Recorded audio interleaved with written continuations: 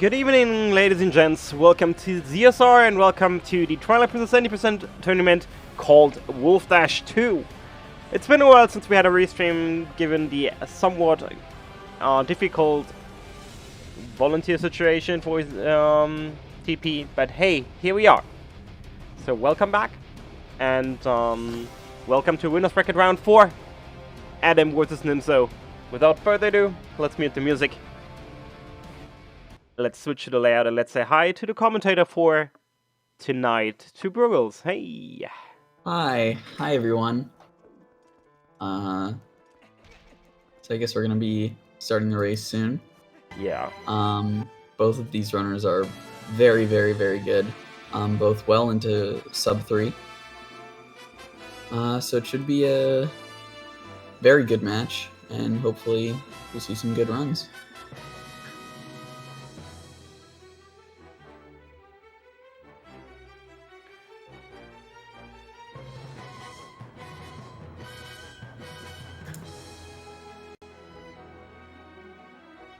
So we're just waiting for the two of them to actually get going. Brugels. Not Brugels. Nimzo needed a moment, so I guess he'll be right back. Then we're good to start. Alright.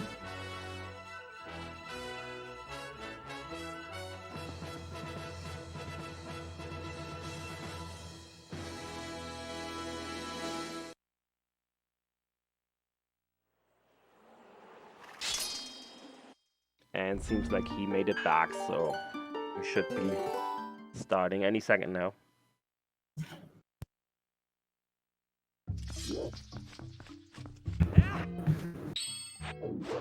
But hey, let's get some practice in first. We need to do force bid.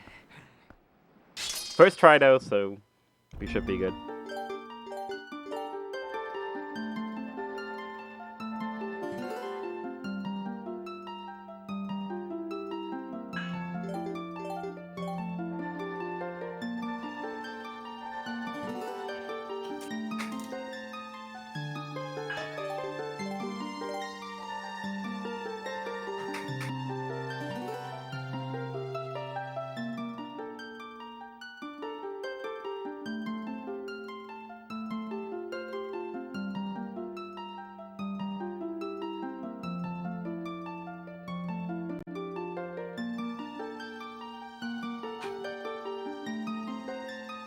Alright, and we are about to start, so best of luck to you, Burgles. I hope I feel a little better soon, because then I can just join you.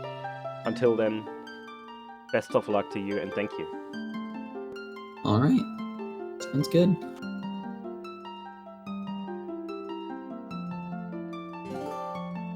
And we're off. Nimzo starting a little late, but that's okay.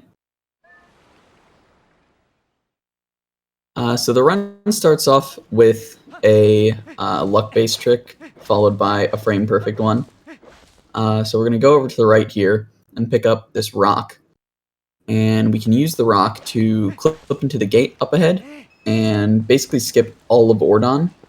All of Ordon days 1 and 2. And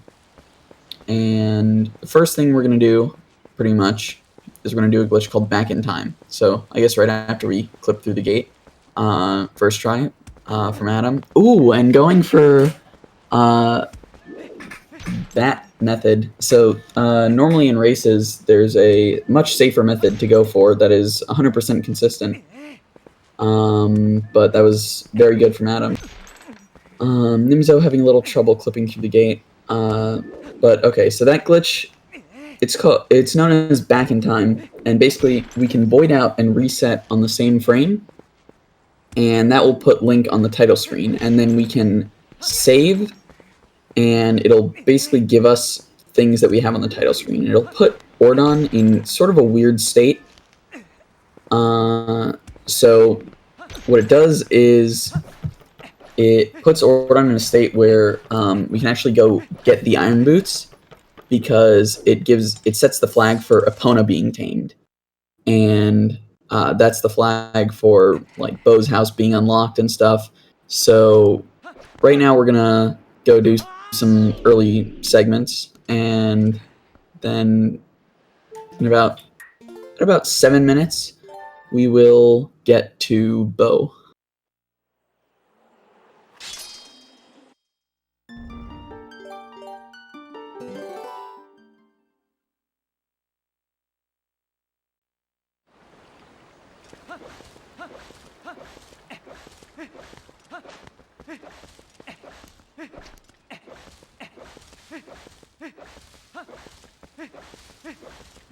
So in this game, unlike maybe some other 3D Zelda speedruns like Ocarina of Time or Majora's Mask, we don't really have any super fast forms of movement other than Wolf Link.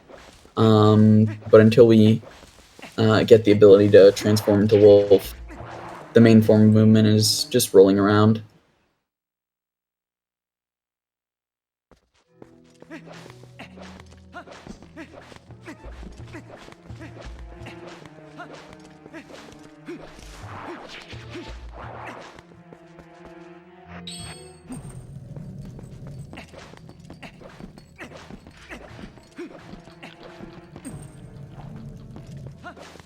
I guess some other interesting facts. So the fastest version of the game for any percent is the German version because of some text boxes here and there. And it's kind of interesting. Most of the text boxes, or I don't want to say most, but a lot of the text boxes are actually slower. But there are a couple that are actually just slightly faster. English 0.6 seconds to German.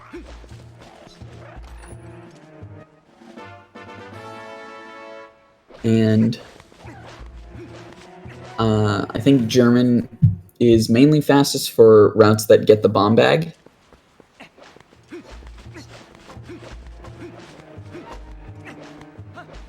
And speaking of routes, so there are a lot of route choices for this game. I believe these two runners will be doing the fastest routes, both doing a route called Gorge No Zor Armor. So basically the difference between the two fastest routes, I guess, would be either you can get bombs or you can get the Zor Armor. And they're about the same. Zor Armor loses about 20 seconds, but it is considered more consistent.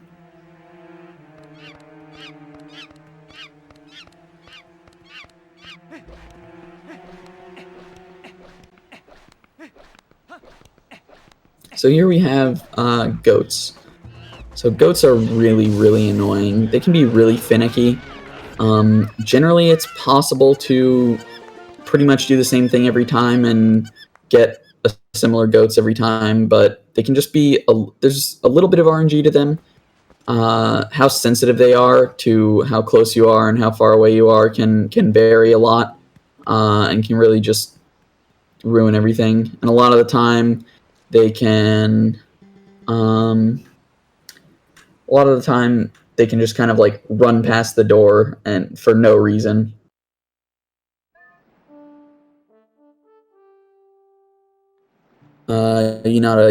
No Zor Armor.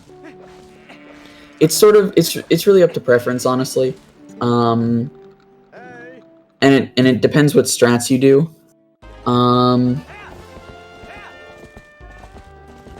But I would say getting Zor Armor is generally gonna be easier.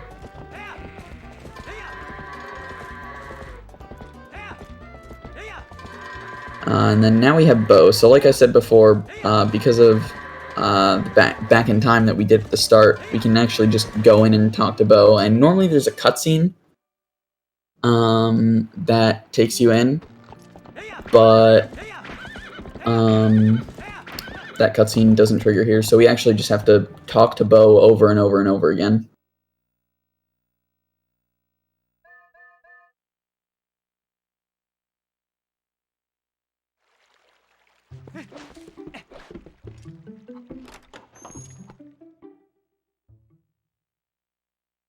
Honestly, the first 30 minutes of this run is just super RNG heavy and can really like desync runners really quickly. You know, with gate clip and goats and bow, all of it just kind of adds up all together, and can just separate players.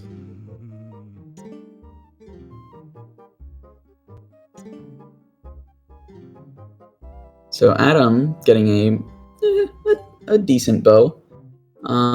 Usually you want to shoot for sub 730 iron boots. That's usually going to be able to get you a decent boomerang time.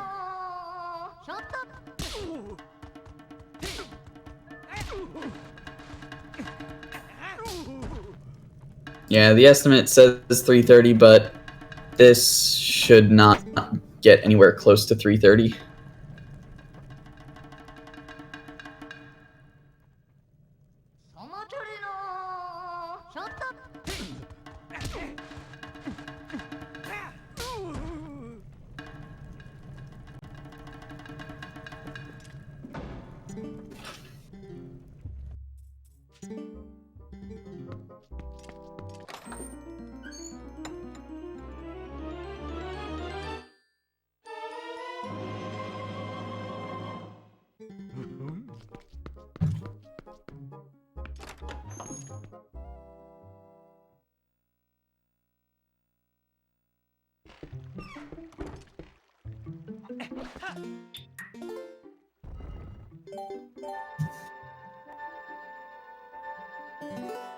Yes, that is a much better estimate.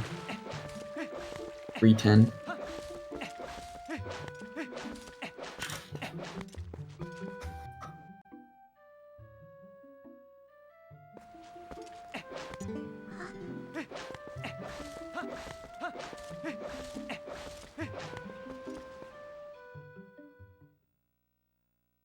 So right after Iron Boots, we just head off to the sewers. Nothing really too interesting here. Couple small time savers here and there, but nothing major.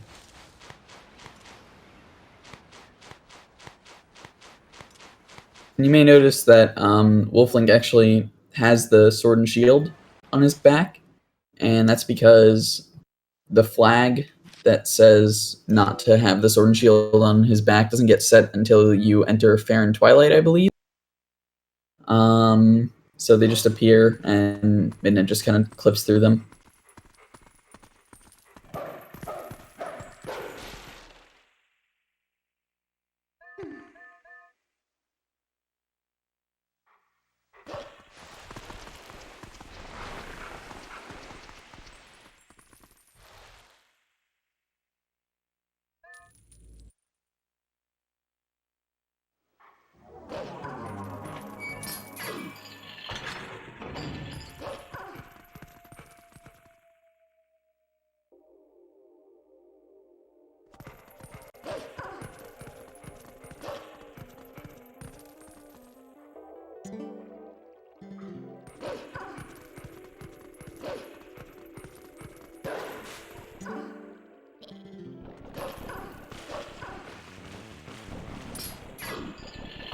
So coming up here on Adam's side, there's a midnight tech skip that we can actually get by jumping sort of off to the left there, and knocking down the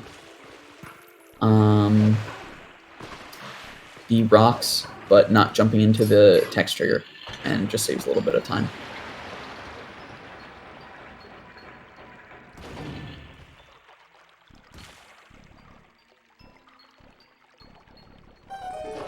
And whenever doing midna jumps,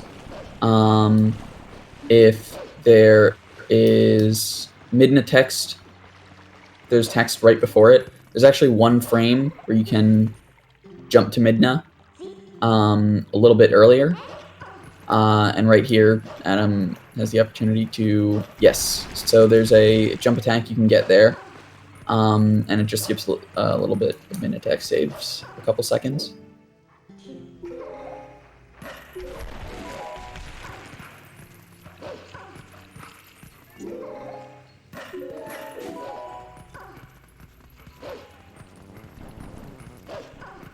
English is the second fastest language, right behind German. It's 5.6 seconds slower, and so if you don't have a PAL copy, or if your PAL copy happens to be slower in Adam's case, due to load times, then English is the best option, really. And it's honestly really nice because it just makes this run much, much more accessible to a lot of people. You know, you don't have to go out and buy, like, the Japanese version or something.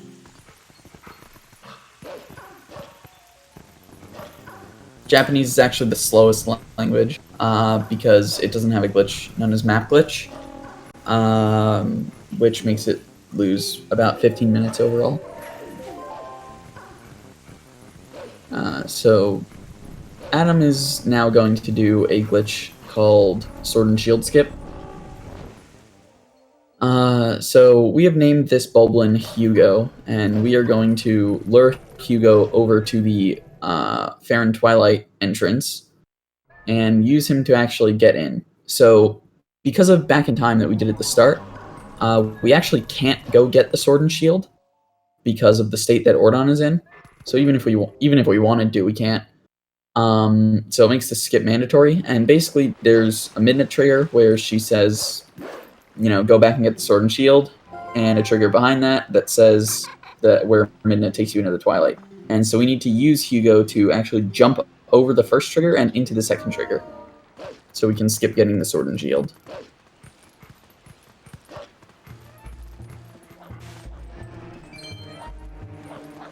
Nice, first try, very, very good. So that trick is very, very precise. It's position precise, it's angle precise, it's timing precise, and just everything makes the trick more and more difficult. So it definitely takes a lot of practice. That was very, very good from Adam.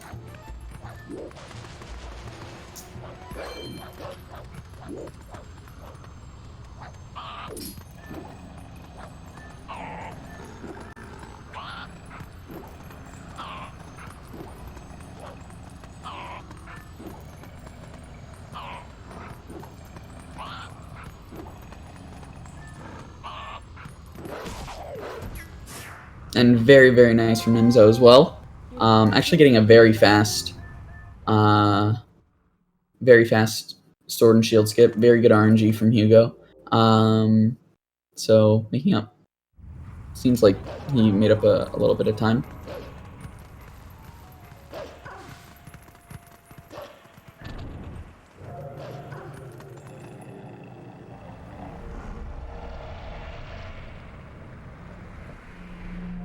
Yeah, and that's just another one of the RNG things. So Hugo can just really screw you over by like constantly swinging at you, or like moving weirdly, or just a lot of things can go wrong. And you may have noticed Adam actually skipped getting the vessel or the tears, and that's because in this route we actually never clear the Twilight. To be clear, we never clear Fair and Twilight. We unfortunately do have to clear the other ones, but at least we can skip this one.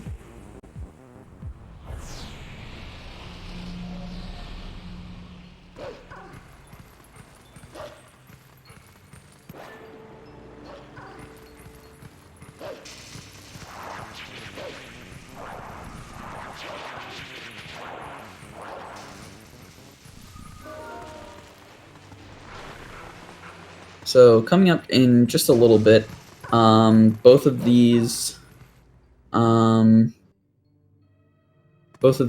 players are going to be doing a glitch called Early Master Sword, and Early Master Sword is just gonna save so much time. So we can use the Shadow Beast off to the left here, and use our newfound ability, the Midna Charge, and target the Shadow Beast in such a way. Ooh, unfortunately missing it first try. We can target the Shadow Beast in such a way that we can use its attack to jump up onto the ledge and actually make our way over to the Sacred Grove way before we're supposed to. Normally you don't get to the Sacred Grove until after beating Lakebed. Very nice from Adam. And we can just run out of bounds and jump over the Sacred Grove down here.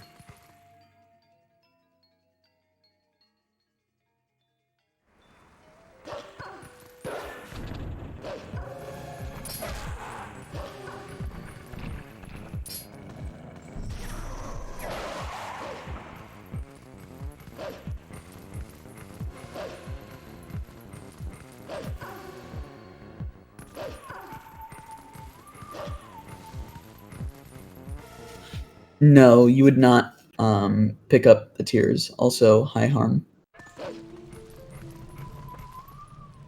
Yeah, you can't pick up the tears unless you have the vessel.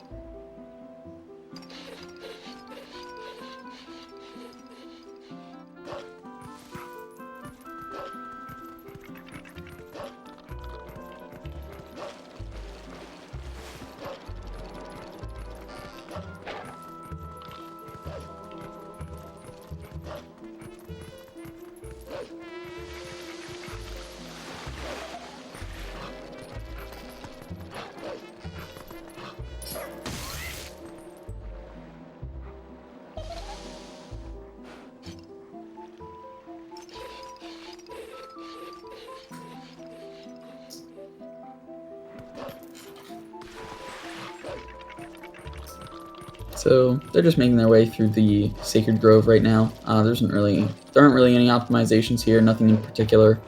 We just have to find the Skull Kid. Unfortunately,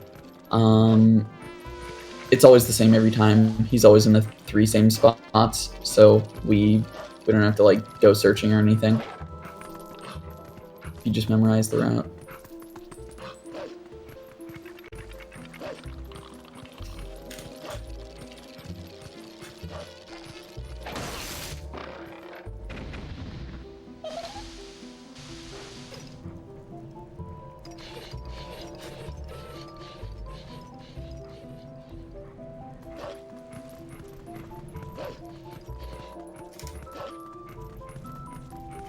And you may notice they are collecting just random rupees here and there.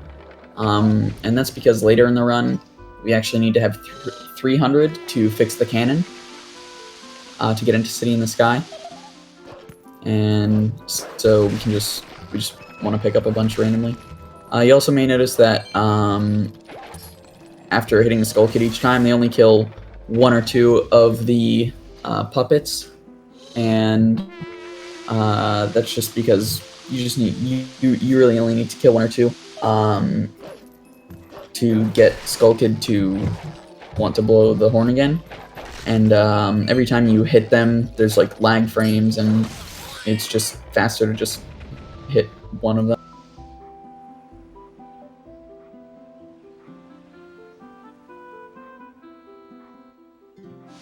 So now they're going to do the Master Sword puzzle, and it's always the same as well.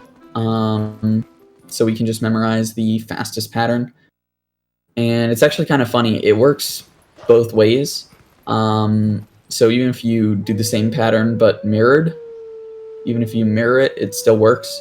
So for those who do runs on the Wii version, they can actually just memorize the same thing and it still works.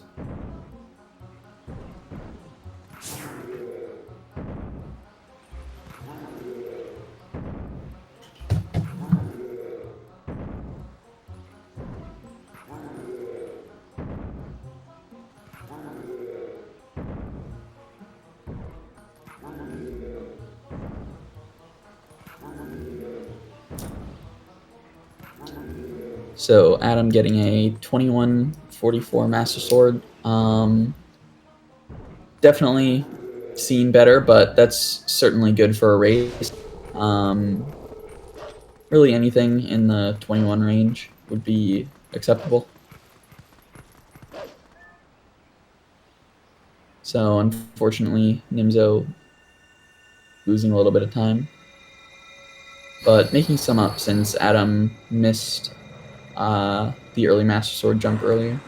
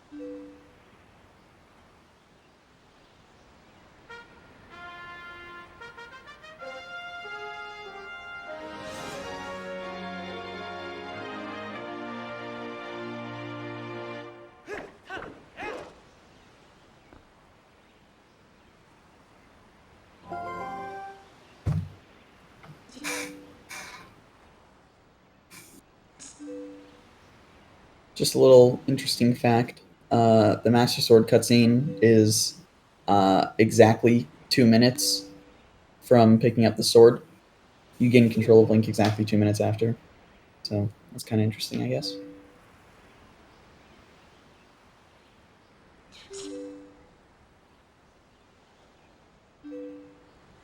So immediately after getting the Master Sword, the first thing we're going to do is warp away. And now we have the ability to warp. We have the ability to transform, even in the twilight. And that's going to help us save a lot of time. Just those two abilities allow us to do so much. And multiple things in combination allow for even more skips. So doing early Master Sword and having the Iron Boots is going to allow us to do something a little bit later, and I'll explain that when we get there. Having early Master Sword just in the twilight is going to allow us to skip clearing Fair and Twilight. Yeah, so a lot of stuff like that. So that's actually what they're heading off to do right now. They are going to go get the boomerang, which is probably the most broken item in the game. Ooh, Adam accidentally voiding there, which is going to make the fog a little bit weird. It is possible to get through the purple fog in, I believe, 3 total lantern swings. 1 on the platform and then 2 while you're in it. And Adam pulling that off pretty nicely. Looks like Nimzo should be doing the same.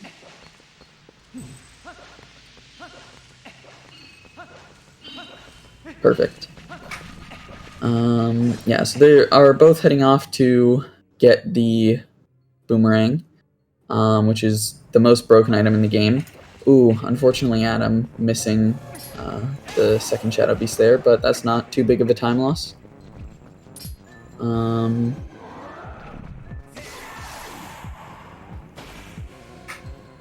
So, yeah, the boomerang is the most broken item in the game. It allows for a lot of skips because of a glitch known as a LJ, or a long jump attack.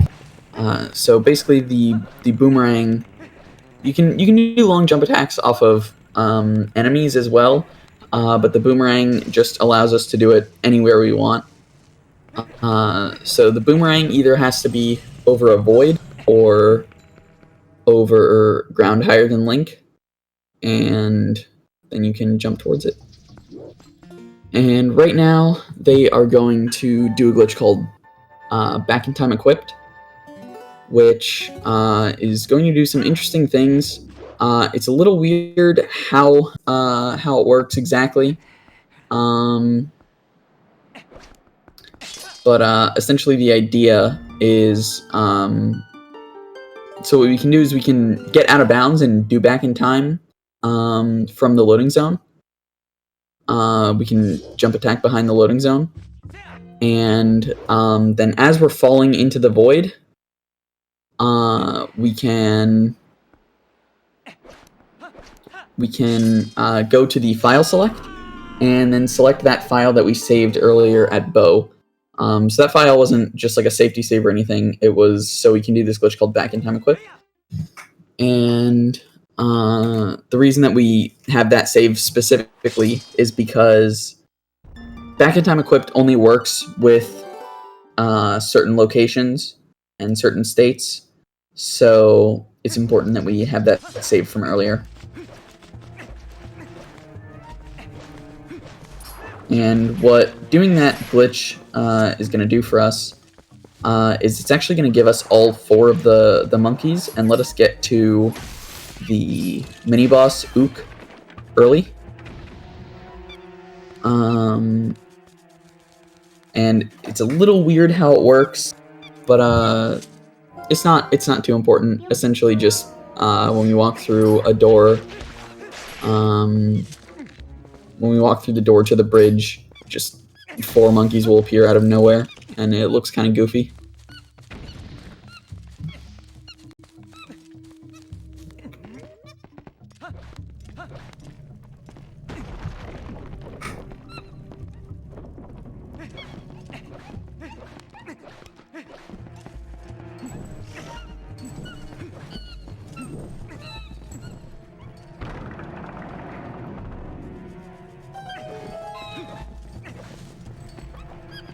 So right there, as Nimzo and Adam open the doors, you can just see the monkeys appear out of nowhere.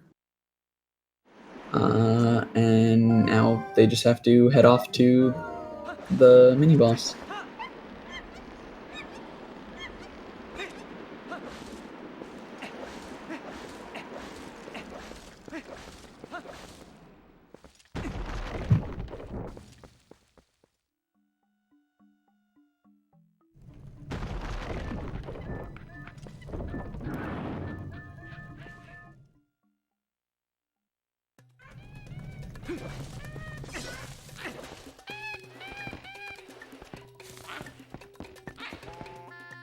So Ook is another RNG thing that they have to worry about.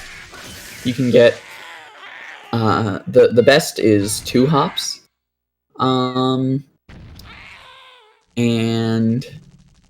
you can just get like terrible luck, and you can just like go on hopping forever and ever and ever, and it's really annoying.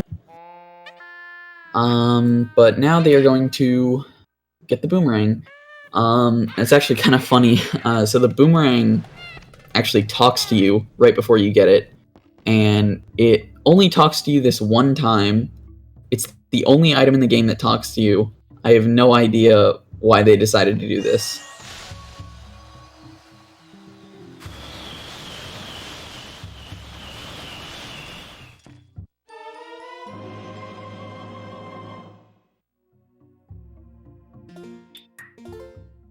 Yeah, but why did they put a fairy inside the ring? That doesn't make any sense. Why did they do that? Why did they make the boomerang talk to you?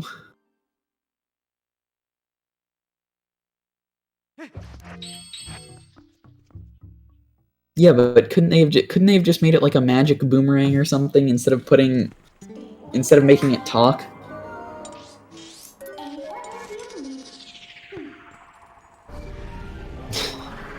I don't know. Yeah, you're right. There is no magic. They removed the magic meter.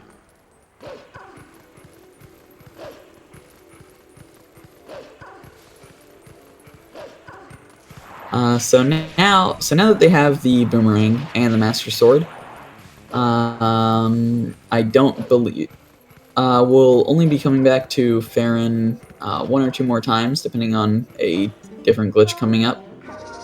But right now they are going to use those 2 items to escape the forest. So we can. So normally there's a Midna trigger there, where she tells you to go back and clear the twilight and beat the forest temple.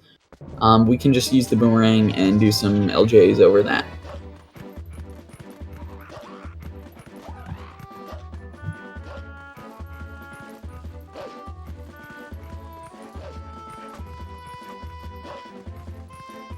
And coming up here, second use of the boomerang already. They will be using it to try and jump over a mailman trigger. And Nimzo getting it. Adam looks like he also got it, yes. So that saves about like 15 seconds.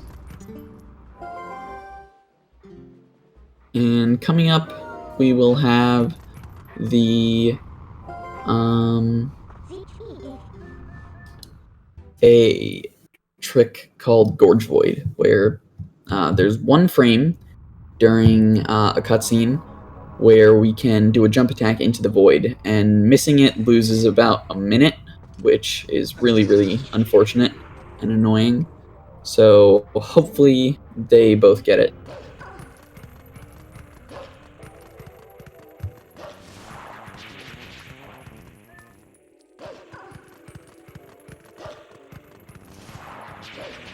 So right after killing the shadow beasts up here, the cutscene will play.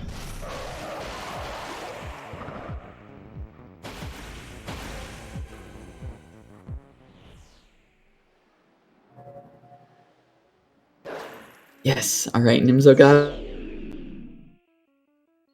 Got it. Yes. Very, very nice from both runners. So now they will stay close together. And they actually have to be a little careful. If you get too close, if you get too close, you can actually hit the trigger for the cutscene anyway. So they have to be a little careful there, but thankfully they both avoided it. Now they're going to be doing a trick called Rupee Roll, where they can use the rupee here to get on the fence, and then actually use it to get on the other side.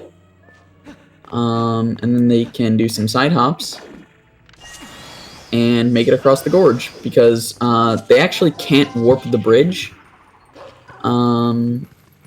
unless they clear Fair and Twilight and beat Forest Temple. And they didn't do, neither of them did either of those. So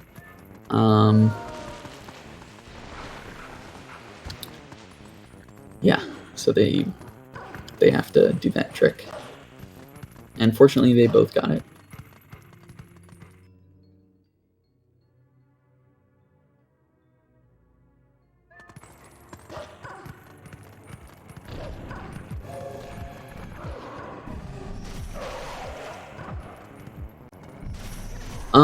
I actually don't know if all dungeons clears Fair and Twilight. I think it does, though. But someone please correct me if I'm wrong.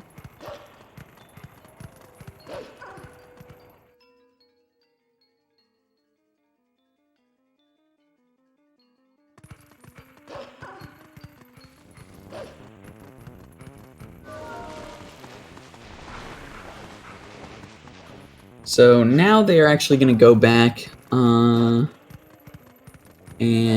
hit the trigger that they jumped out of. So they just needed to go and get the warp portal for Kakariko, but they are now going to go do some other things first. And you actually do want to go and hit that trigger and get the map warping, because that's going to help with some other skips later. So that's what allows us to do the thing called map glitch, which we can't do in the Japanese version, which is what makes it slower.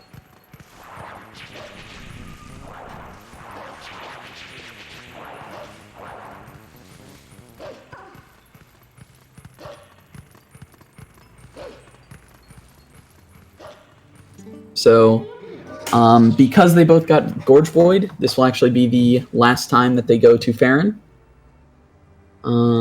They just need to escape the forest one last time, and that'll be it.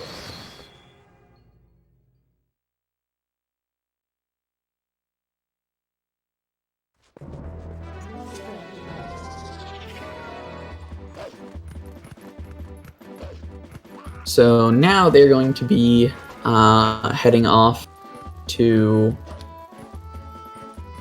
Lanayru, and they're going to be doing a trick called Pillar Clip, which is what I was talking about before with the combination of having the Master Sword and the Iron Boots. So they can transform to human in the Twilight and then use the Iron Boots. And what we are going to do is clip out of bounds and get into Lake Bed early. And we need to do this now because in this route we never get the Zora armor. So we can't get into Lake Bed normally. And because we don't have the Zora armor, we have an Air Meter.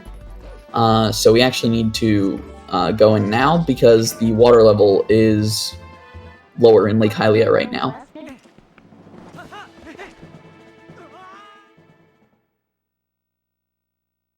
So because the water level is lower, we actually have enough time to sink all the way down and clip out of bounds and make it to the loading zone.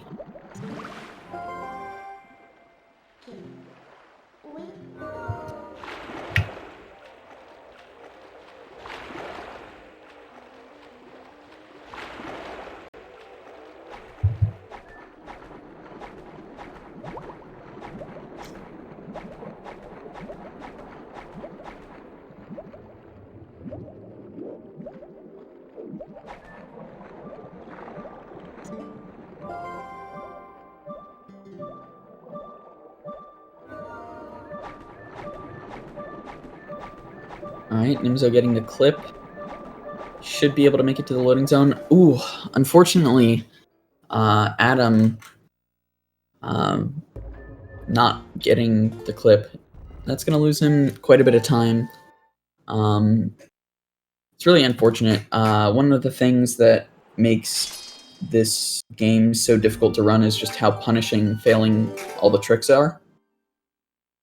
So that's gonna be an unfortunate time loss, but I still believe that he can get a good time.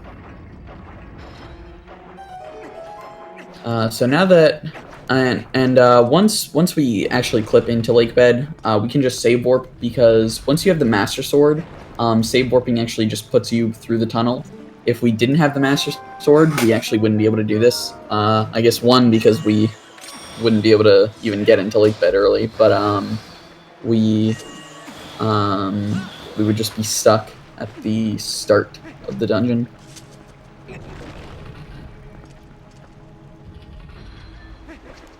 And there, Adam got the clip.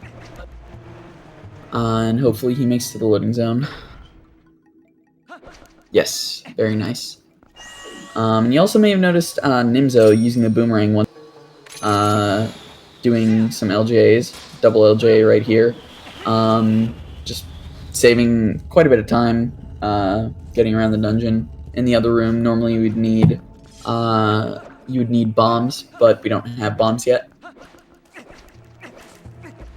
So we can just use the boomerang to maneuver around.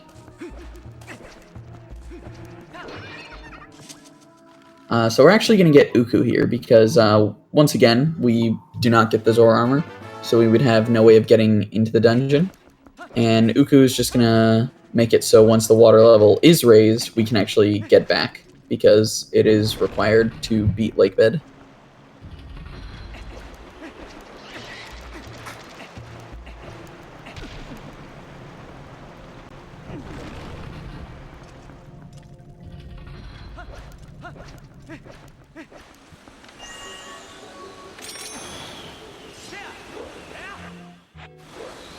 Ooh, that's unfortunate for Nimzo.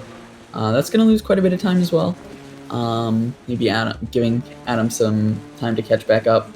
I believe that actually loses maybe 40 seconds, if not more.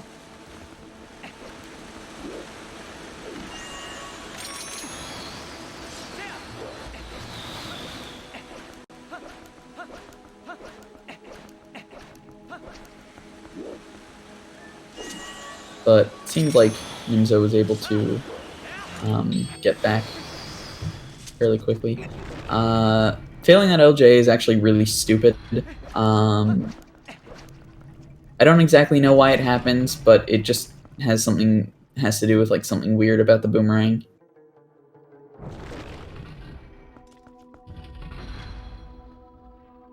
So now we actually enter the mini boss fight from the backside, and we can just look up, and that has to do with the back in time equip that we did earlier in the run to get the monkeys. So the effects of that actually remain and allow us to do that trick.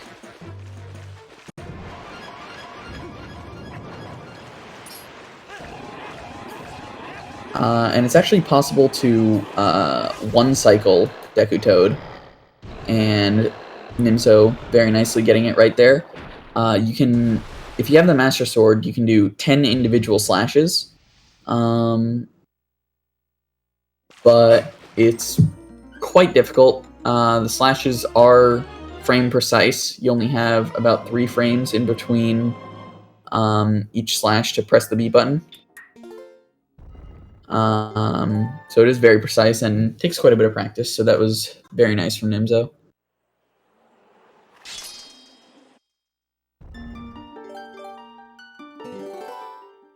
So then we just want to save warp, because now we are going to use Uku to lead the dungeon, and you can't use Uku in mini boss rooms, so it's just faster for us to save warp.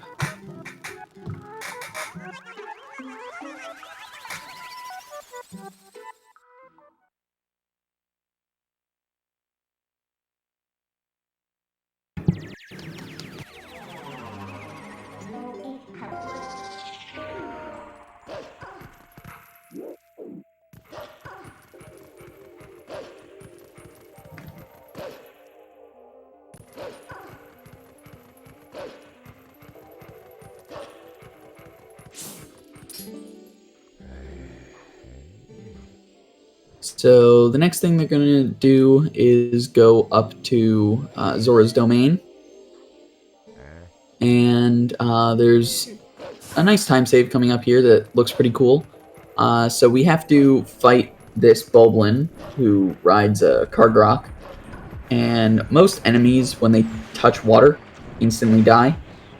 So what we are going to do is actually lure the Cargrock down into the water, and it will kill the Boblin instantly. And this saves about 8 to 10 seconds, something like that. 8 to 12 seconds, maybe. And Nimzo getting it first try, very nice.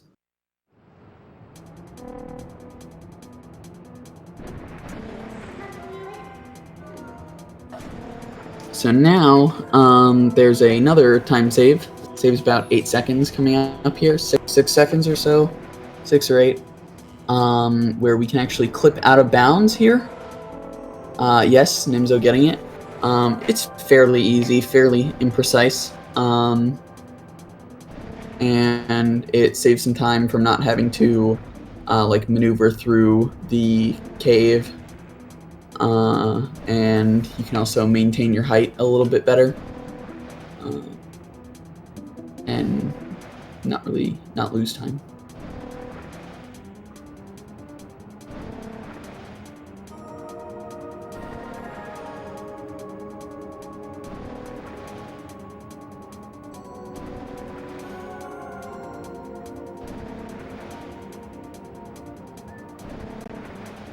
Adam going forward and also getting it, very nice. I don't usually go for it personally. I don't really like it that much. I feel like the risk is not worth what the reward is. Saves like 6 to 8 seconds, but failing it loses like 40. So I don't really like it. But when you get to as high of a level as these runners are at, it's definitely something that you want to go for.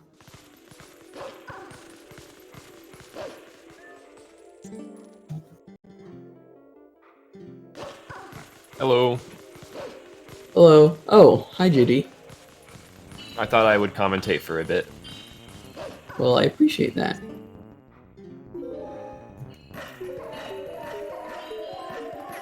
I started watching the race a little bit ago. I saw what happened with Nimzo and Lakebed. It's kind of unfortunate. Yeah. So coming up here, they will be doing the Shadow Beast fight at the top of at Zora's Domain. And this is where, I guess, the Gorge Void time save comes in. So normally, well, I shouldn't say normally, hopefully not normally, if you miss Gorge Void, then you would have to warp back to Farron again, and run all the way back to Eldon. And all of that loses about a minute.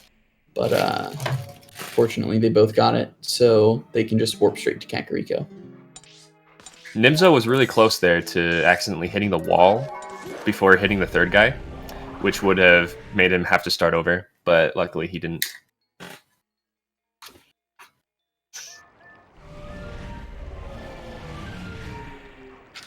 So now I guess we'll have a kind of a long stretch of not that interesting gameplay.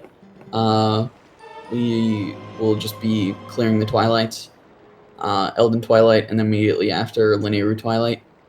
Elden Twilight actually does have some cool things in it, though. So right off the bat here, normally you would go into the Sanctuary and light all the torches and cutscene and whatever and all that stuff. We're actually just going to go straight to the graveyard, and we can kill the bug here. And we're not going to collect the tear just yet because it would just waste some time, because you'd have to wait for the bug to die and the tear to spawn. But we can actually transform into human and just side hop into the well there and skip all the sanctuary stuff.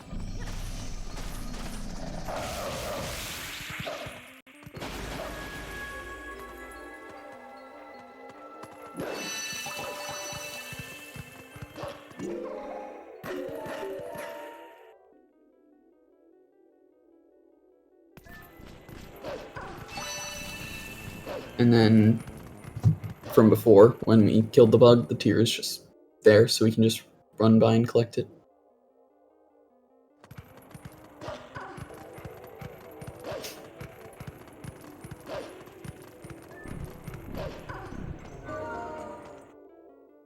And in Malamart here, there's this bug here. We can manipulate it in such a way where we can just have it come straight down to us. Saves a little bit of time.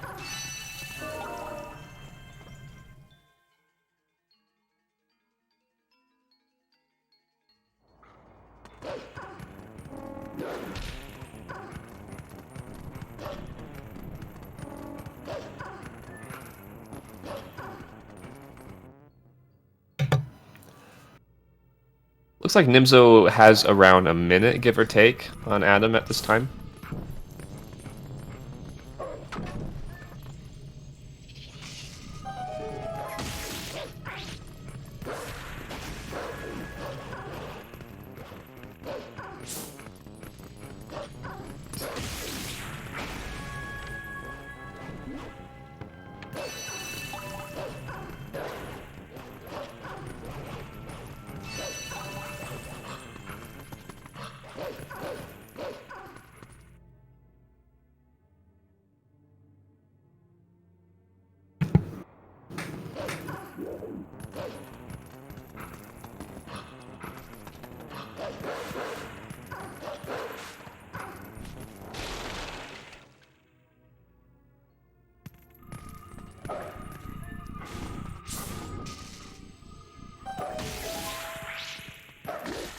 And right there, I guess he got the yellow rupee.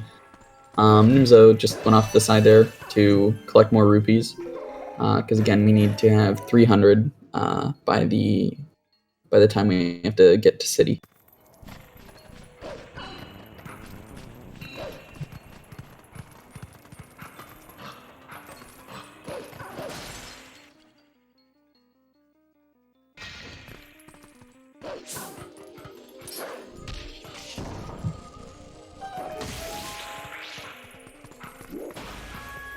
And coming up here, I've been talking a lot, so JD, maybe you want to explain Bomb House Skip?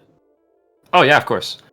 Bomb House Skip is essentially using an LJA or doing a specific setup as Wolf, either way, to go around a trigger that makes a bug go into the bomb house, starting a cutscene. But if you actually manage to kill that bug by going around said trigger, you can make the bomb house instantly go into the state where it's already been blown up, so you instantly are able to get the tears from it rather than going through the whole sequence of like going inside, letting it burn down, all that stuff. It saves like 40 seconds.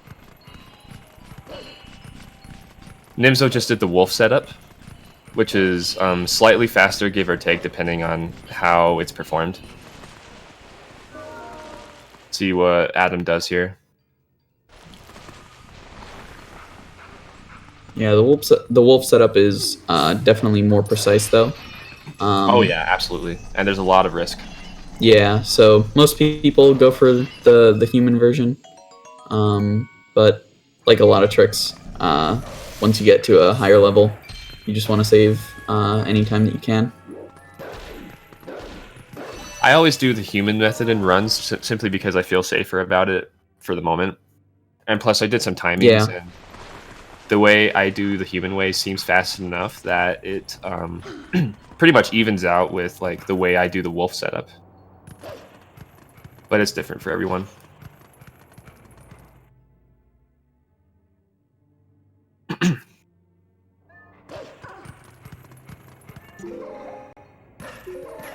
So Nimzo's entering Death Mountain now. There are gonna be 3 final bugs to collect here.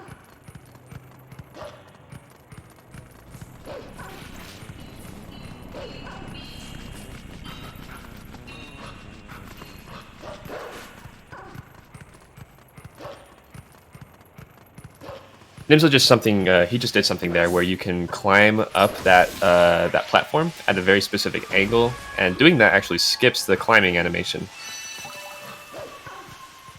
So we call it a quick climb.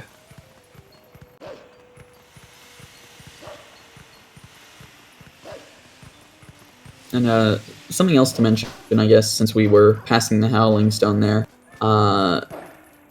you may realize that since we never cleared Fair and Twilight, you might think, how are we going to get the ending blow? Because you actually need to get the ending blow in this run.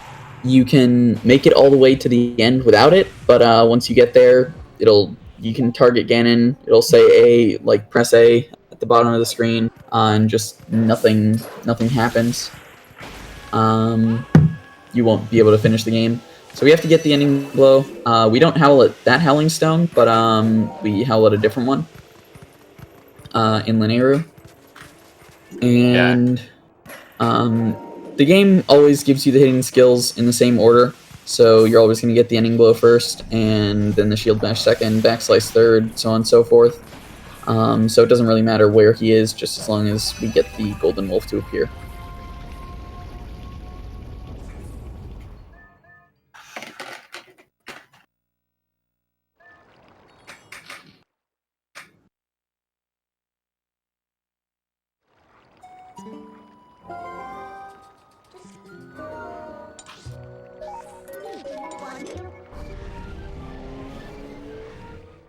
Nimzo didn't get the frame jump.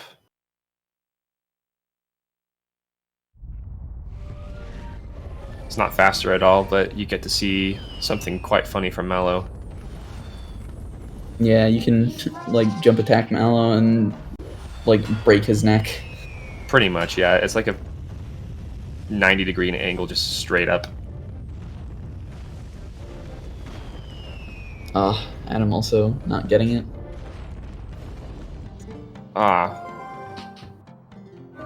This run's invalid.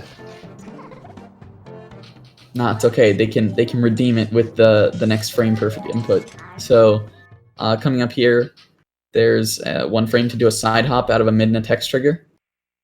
Nimzo missed it. But it saves a little bit of time, like 2 seconds. And it actually messes with the map. So I guess talking to Midna is what changes the map. So you'll notice there's a lot of blue on it now. But if you jump out of the trigger, then it stays like it actually doesn't like show that the lake, like Lake Hylia and Zora's Domain and all that stuff is filled with water. I actually didn't know that. Also missing it. Yeah, it looks pretty cool. That's like that's like my reasoning for going for it. 2 seconds, whatever. Nah, I just want my I would lap. sometimes notice that the map looked different depending on the run, but I didn't know why. Yeah, no. I don't do it for the time save, dude. I do it so my map looks cool. Oh yeah. Sometimes I get so tired of trying to save time that all I want to do is make the run look cool, you know? Exactly. Gotta go for the swag strats. The swag strats. So Linear Twilight is the longest Twilight of the three.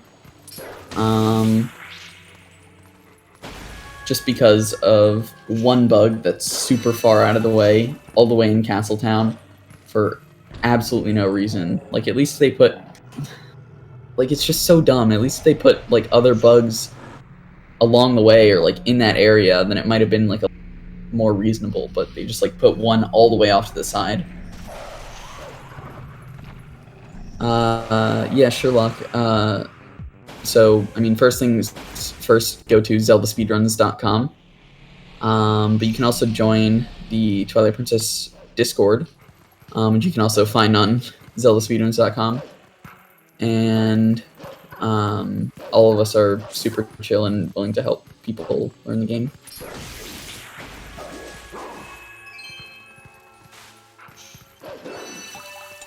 So the Linear Twilight segment, for the most part, doesn't really have any big strategies. It's pretty straightforward. There are a few optimizations you can do, especially for the final fight, but other than that, it's usually going to be the same thing.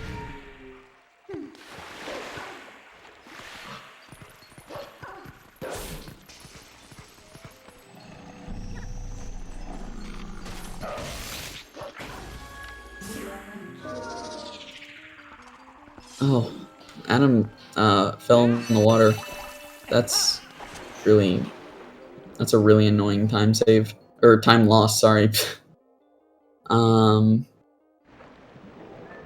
Yeah, you just kind of have to like swim all the way around to get back on land, which is really unfortunate. And yeah, very annoying. Yeah, that's such a time save. No. And Nimzo actually did a pretty interesting strat. So as he came out of Zora's Domain, he did a side hop out of the waterfall. Saves about 3 seconds over the other strat. Although it is quite precise, only 3 frames to get the side hop.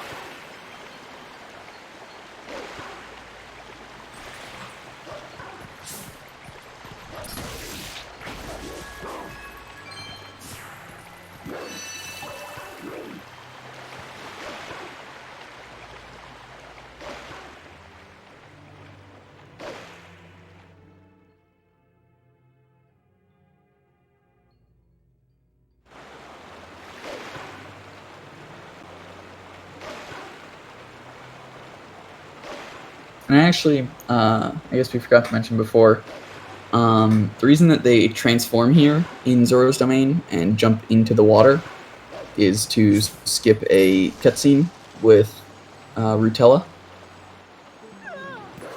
where she's like, "Oh, go to Castletown and save my son," but we're not going to do that. We'll just let him suffer. Yeah. We see Adam just barely did that same cool side hop you can do to save some time at the waterfall part. Normally, you'll see a runner, if they don't do the strat, they'll just sync with the iron boots, walk off to the side, and then climb up, and then drop down from the edge.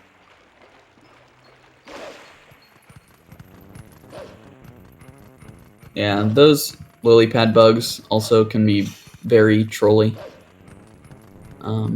But it looks like both of them got okay luck.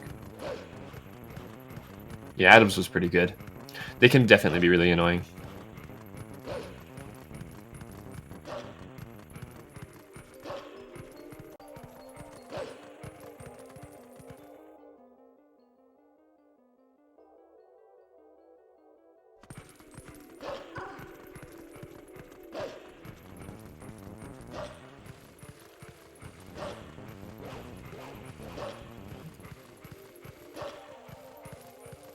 Yeah, so now they're just heading off to Castletown.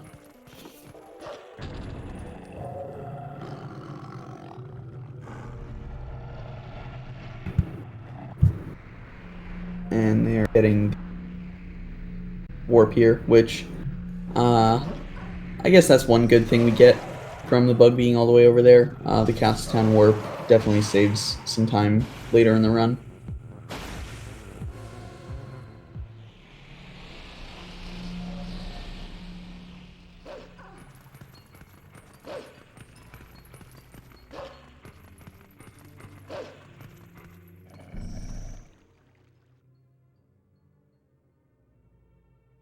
You also may notice that they are like zooming the camera in areas, saves a couple frames here and there because it reduces lag.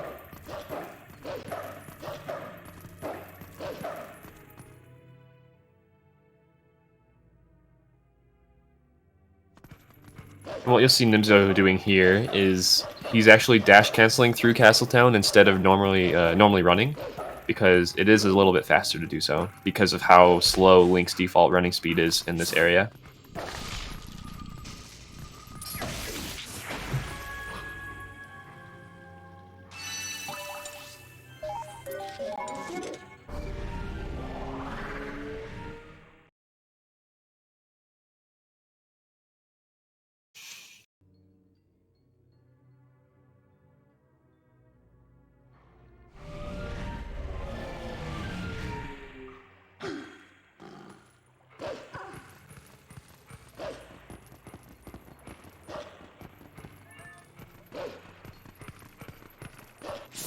So now Nimzo is running off to get the bug behind Fire's cannon. Adam got it earlier because of his unfortunate fall into the water.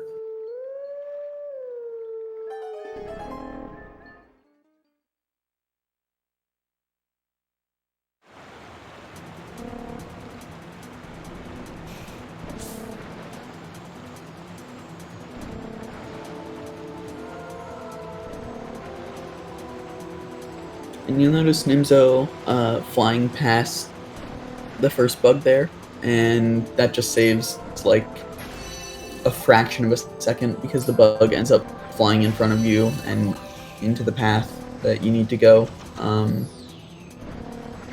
And you can sort of cut a bit of a corner earlier, so it just saves a little bit of time because of that.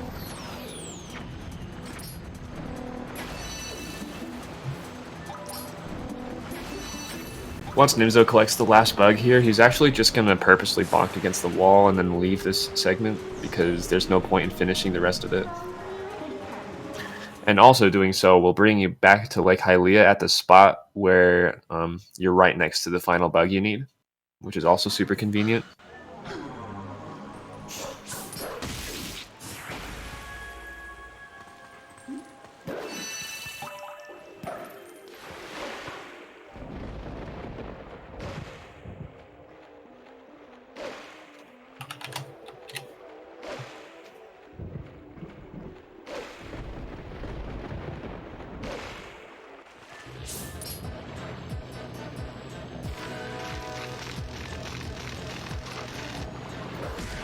Now for this boss fight here, the last bug, there are a few ways you can manipulate where he goes, and as a result you can accommodate to where he's at so that you can actually attack him right as he ends his attack, making him stall a little bit before he flies back up, and you can actually grab onto him before he does so.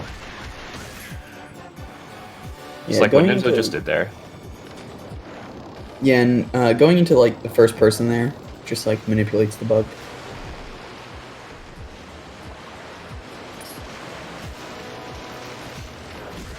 so it just makes the cycle faster.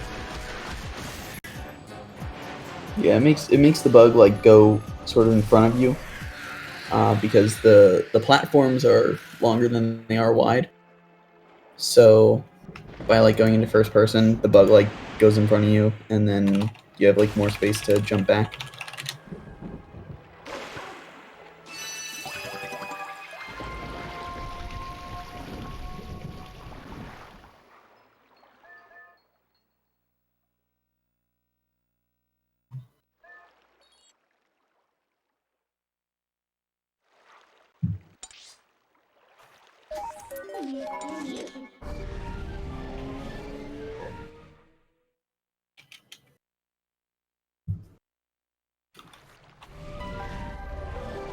So now they're going to be with Linear Twilight cleared. They're going to be heading off to get a bomb bag, and then they will head off to Snow Peak much earlier than intended.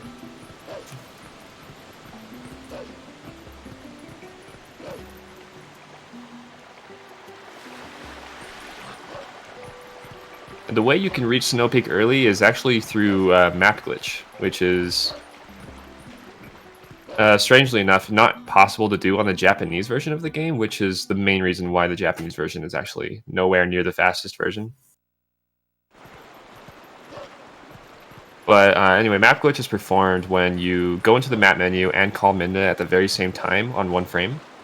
And when you select a portal to warp to from the map, Minda will actually interrupt that warp, and all the loading zones in the area will be removed. And by doing so, you won't be voided out when you try to go through the Snow Peak area. And in a minute here, you'll see what that looks like. Yeah, all the loading zones get disabled when you do it. So like, there's normally like a void out loading zone in the middle of Snow Peak, and you'd have to get the Reekfish sent. But by doing map glitch, we disable it, and then can just run through.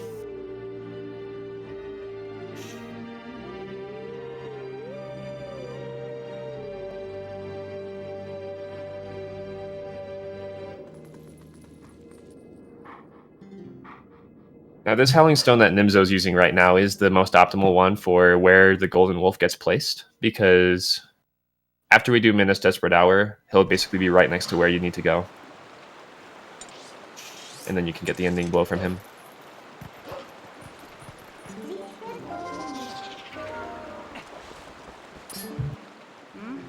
So that Uku that we got before in Lake Bed, it's not only useful for escaping the dungeon, and it's not only useful for escaping the dungeon, but it's also useful for helping us get a bomb bag. So Izza here is actually going to lend us one so we can help her, and we are not going to help her. We are going to steal her bombs.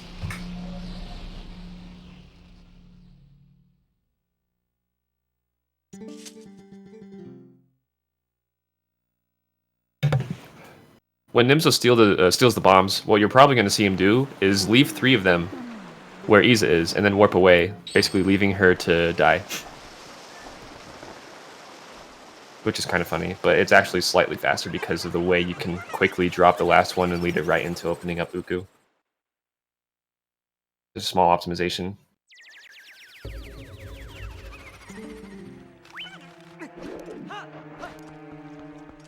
Nice dive. But yeah, so now Nimzo is going to be emptying his bomb bag, and he's going to get water bombs with it. So when you open a chest that has bombs in it, it will normally give you bombs for whatever type you have. And we need water bombs. We can't have regular bombs, so we have to empty out the bomb bag before opening the chest to make sure that it gives us the correct type. And then we're going to use these water bombs to get our own bomb bag. So the one that we have now from Izza actually isn't permanent.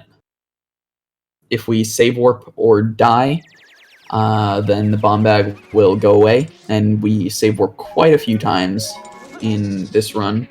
So we actually need to get our own permanent bomb bag, and that's what we need these water bombs for. So we're going to warp to Zora's domain and blow up the rock at the bottom, and that's going to give us the Goron bomb bag. And this is actually one of the reasons that German is slightly faster than English, and that's because for this text box, the text box that it tells you about the bomb bag, you'll see the text like scrolls across. But in German, we can actually just clear these two text boxes like any normal text box. So it just saves a little bit of time from that.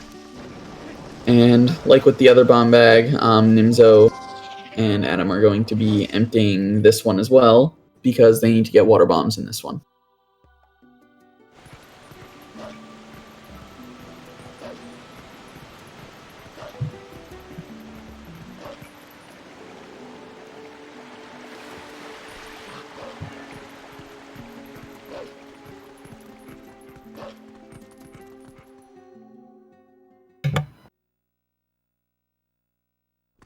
Did both racers get Gorge Void?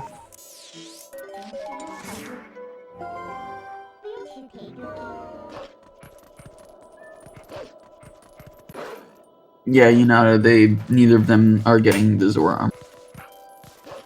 Also, yeah, both of them got Gorge Void. Oh, nice.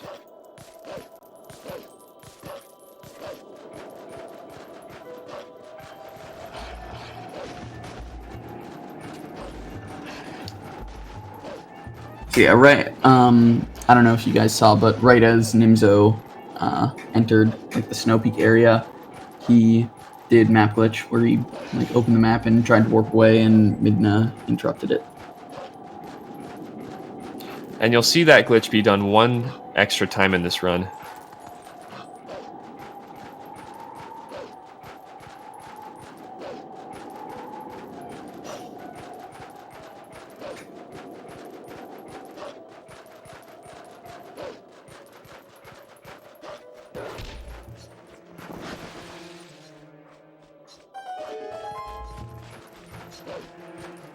And here, Nimzo is actually going to howl at the stone at the top of Snow Peak here. And the reason we need to do this is because we disabled all the loading zones. So if we tried to go to the next area without doing this to sort of reload the area, the game would just soft lock because there's nowhere to put us. So we as Wolf, dig into the ground. And yeah, the game would just soft lock.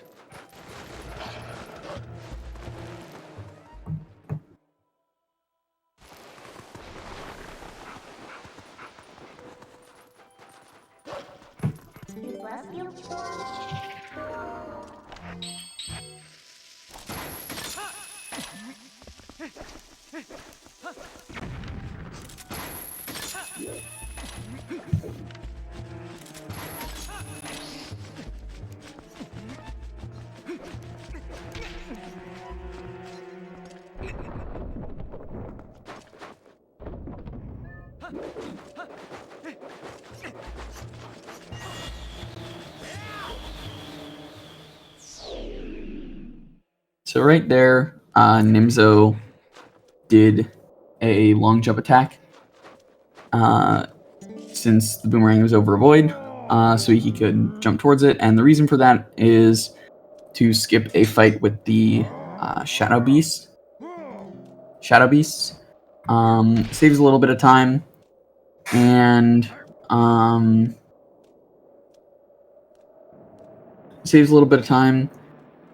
and it actually doesn't clear the fog, so they will have to do something called blind snowboarding, which is basically just because the fog is still there, it makes it quite a bit more difficult to see in front of you. So it's going to make it a little more difficult to snowboard, but hopefully they should be able to do it because we have some visual cues here and there just to know where we're going. For the most part, it's pretty much the same thing you do. There's one particular jump that's a lot trickier that's probably worth practicing. But it's pretty consistent still if you know what you're doing.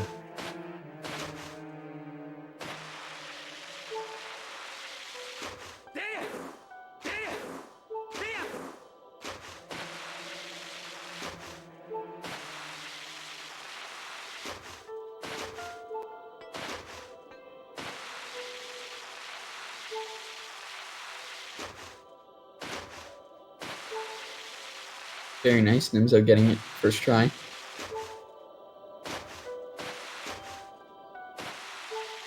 Yeah, just those jumps onto like those thin slivers can be quite tricky when you can't see in front of you.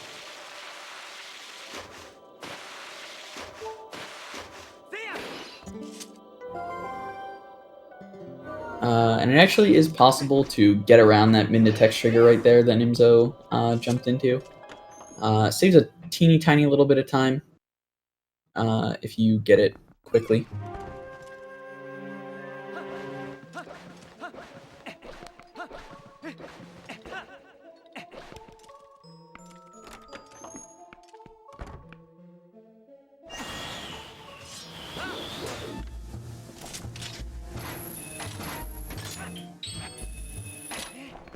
So we can just claw shot through the floor there. We can do an LJA across the void and then claw shot through the floor because it only has collision on one side because you're supposed to blow it up, blow the ground up from the top.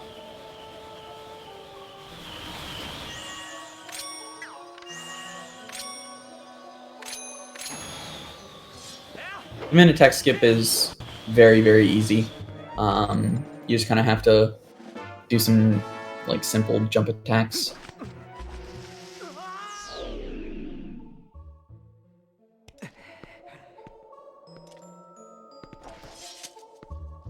Yeah, it's very, very easy to do. It's a little bit more difficult to do fast, but yeah, they're oh, and I'm just barely missing it, but it's really not bad.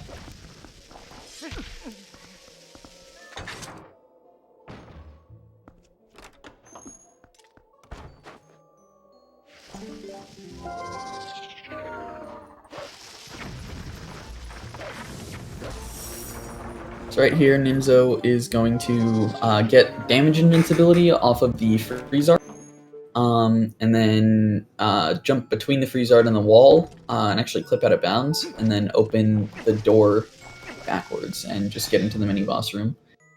Saves some time over, like, you know, shooting the cannonball at it and stuff like that. And then right there, Nimzo doing some quick spins to kill the mini boss just as quickly as possible in one cycle.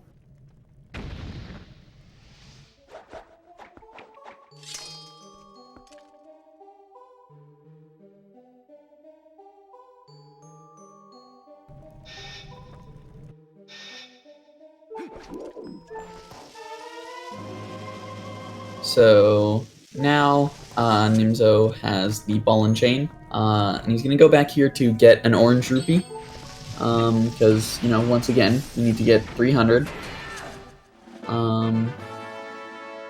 So that's just a nice 100 that we can get right there. And then we can save warp because we need to leave Snow Peak. And as mentioned before, you can't use Uku in mini boss. But it's also nice that we save warp here because we can get another orange rupee that's right here at the start from killing this bubble.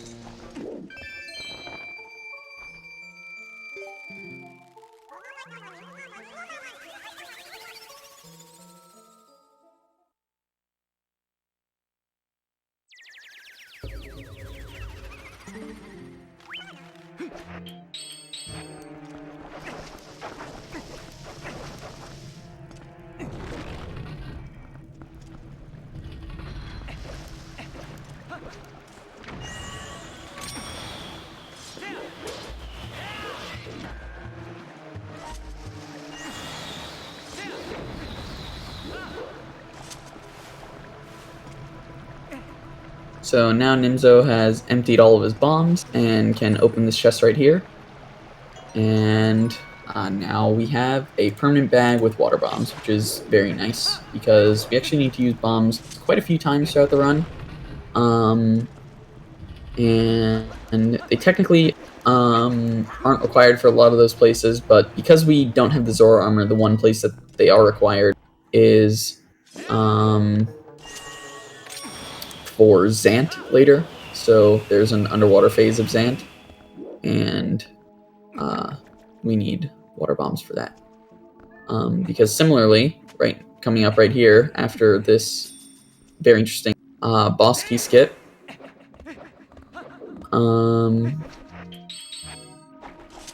we are going to need to use water bombs for Morpheal. So, JD, I don't know, maybe you want to talk about that?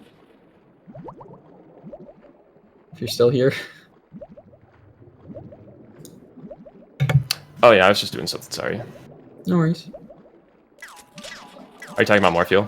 Yeah, Morpheal. Alright, so Nimzo does not have the Zora armor, so we're going to have to use the water bombs and a glitch involving them to refill your air during that fight, which can be pretty tricky, but if you know how to do it and you know how to adjust to whatever RNG Morpheal might use, like her movement and stuff, you can get through. But anyways, the first part involves landing an attack on this eyeball, which Nimzo just managed to do, but he got some bad RNG at first.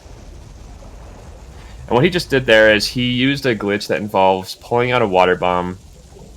It's kind of similar to Rocket Link like you saw earlier, but instead of hitting A instantly to skyrocket to the surface of the water, you're going to wait a second and then hit A. And what that's going to do is Link's going to drop the bomb, but as he does that, his air is actually going to get refilled. So you do that a few times during this fight, and you can actually defeat Morpheal that way. Looks like Adam just missed the boss key clip, but he's going to try it again.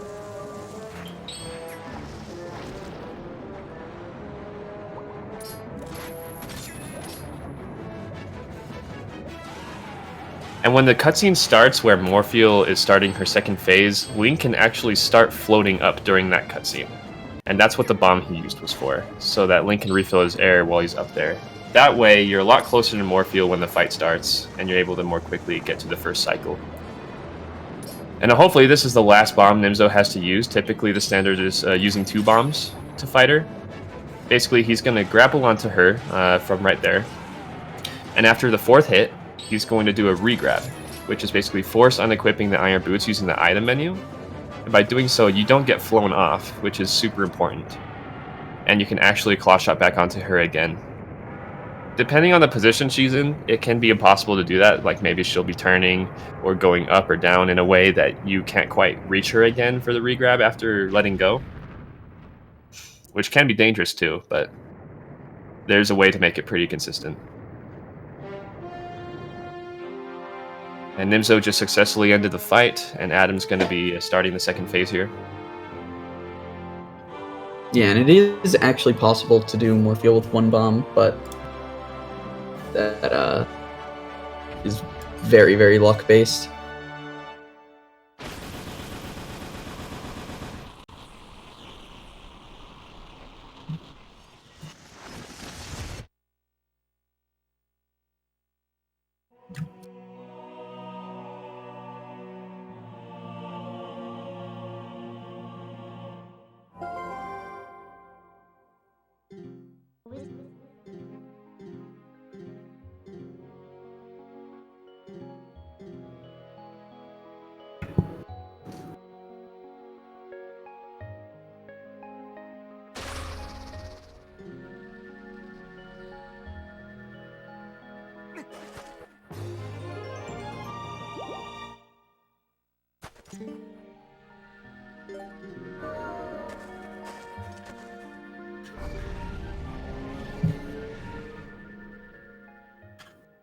And there we have Adam finishing off the fight. Very nice.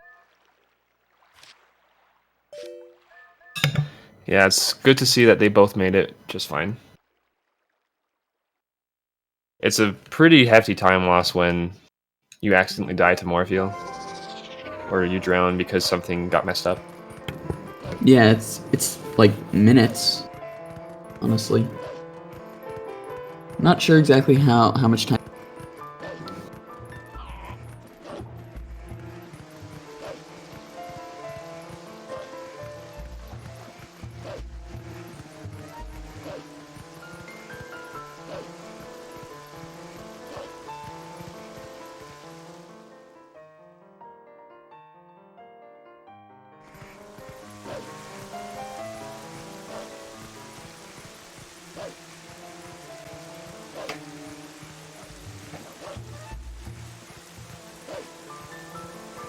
So now we have Midna's Desperate Hour.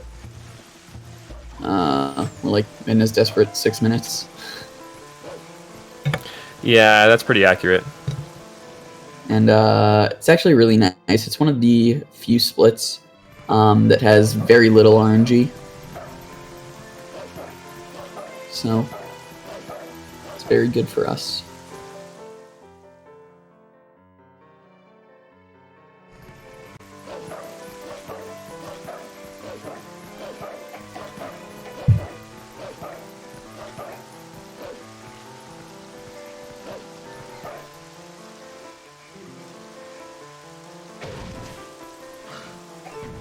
There aren't really many like optimizations that we can use. It's pretty just like normal Midna's Desperate Hour.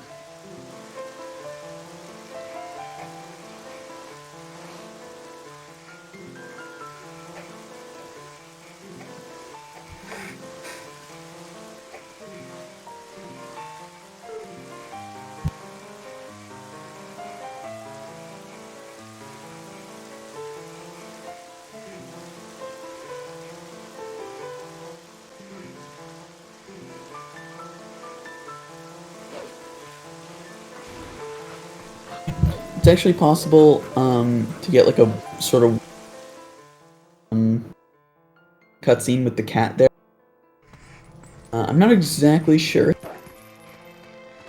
Bee attack at like just the right time. And looks kind of silly and saves a little bit of time.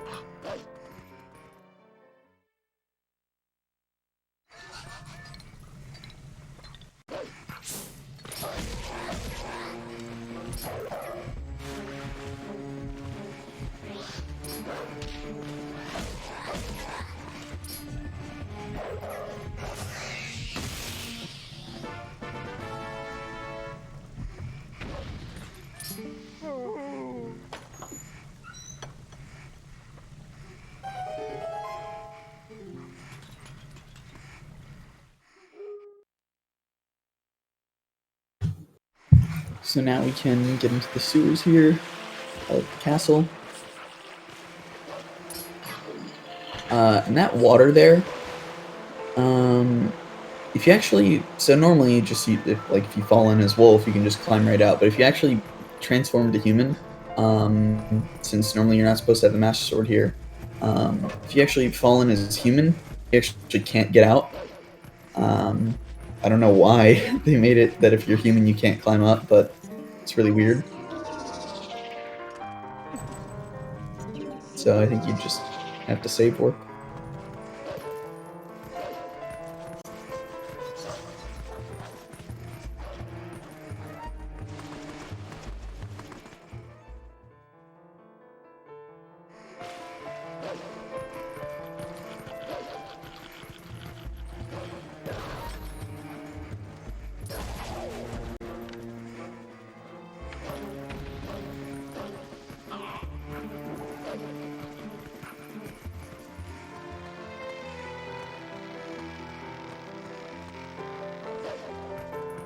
So that Bulblin at the bottom that we kill, you pretty much have to kill him. If you don't, he'll like shoot arrows at you, and you won't be able to make it across the ropes.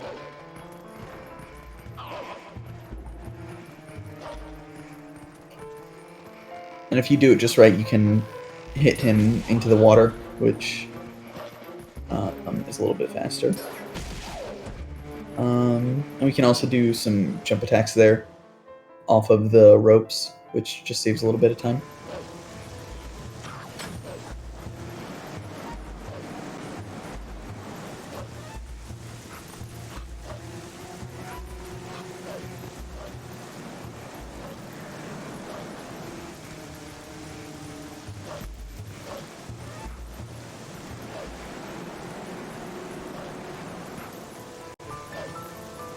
Nimzo just barely getting it there. It's possible to get on that bridge as it's falling down and just barely make it. Just saves a little bit of time once again.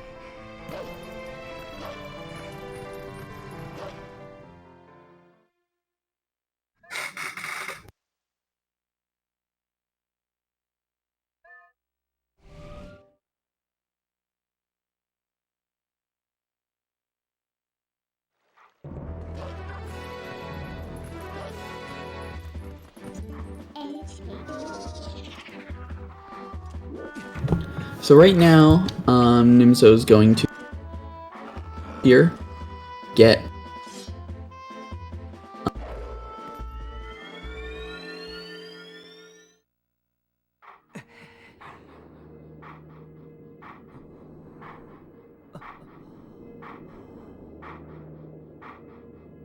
and actually right after we get it,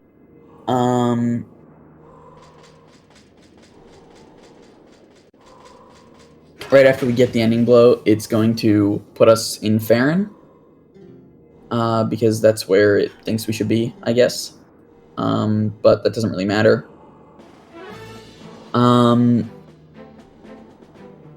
after we get the ending blow here,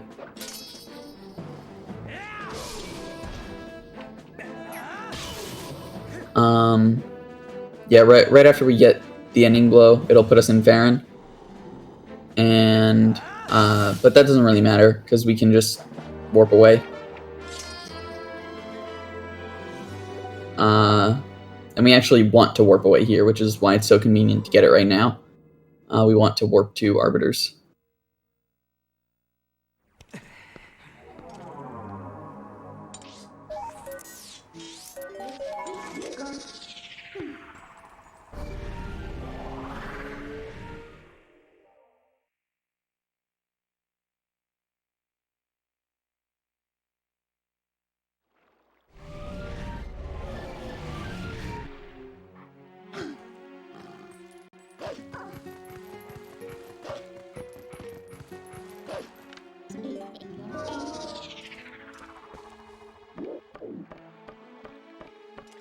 You may have noticed that Nimzo went into first person right there before transforming, and that's just because it saves a little bit of time. Normally, if you didn't do that, the camera would pan around to face Midna before it lets you transform. And in most cases, you'd have to do it basically frame perfectly for it to save any time. But specifically here in Lake Hylia, it's so laggy here that it just saves time anyways.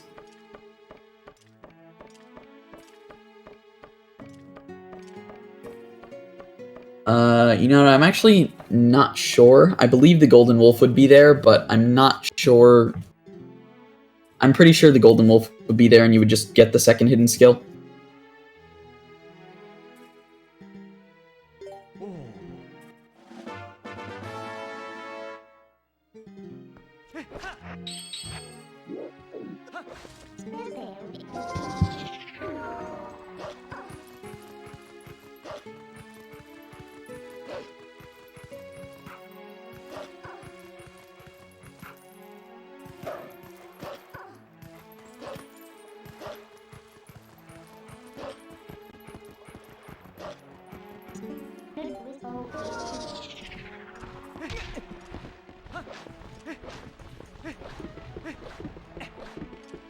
Oh no?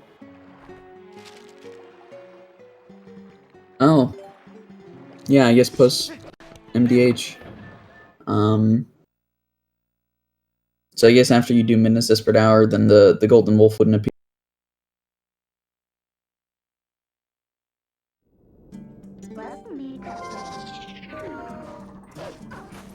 That's interesting. I didn't know that.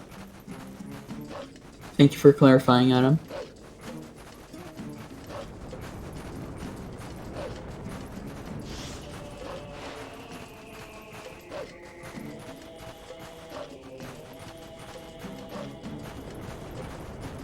And here in Nimzo, similarly to before, in Hyrule Field, he pans the camera out, and that just reduces lag.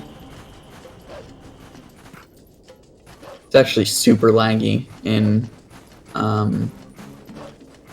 the desert. And it saves like seconds. Like in the other areas, it just saves like frames maybe, but here it just saves so much.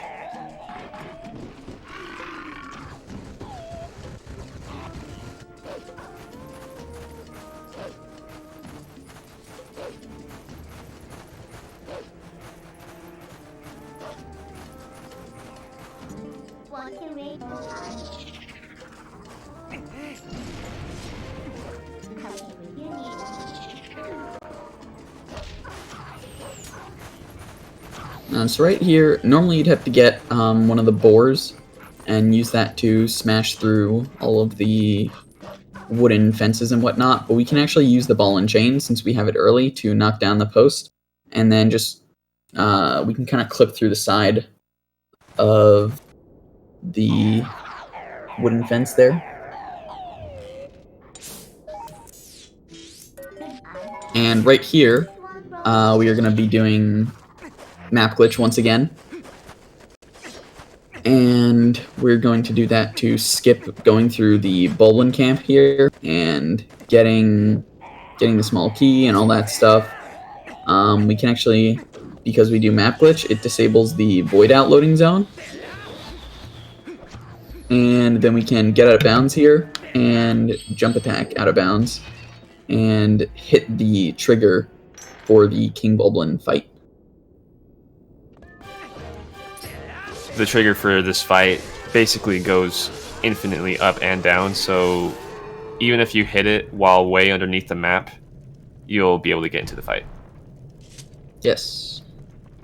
And similarly to going underneath, so Twilight Princess HD actually doesn't have map glitch, so we do a similar start with a similar idea. So we can actually get sort of out of bounds. I don't know that I'd really call it out of bounds. Get on top of the Bulblin camp and hit the trigger from above.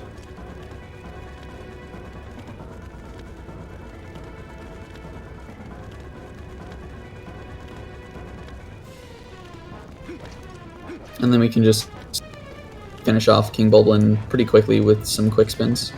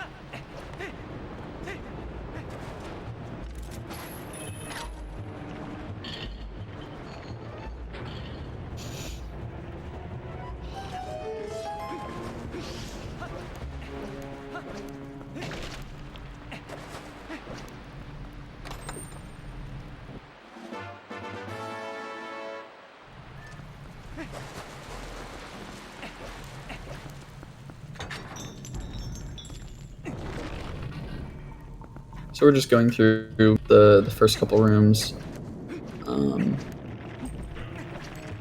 of Arbiters. Nothing too special here.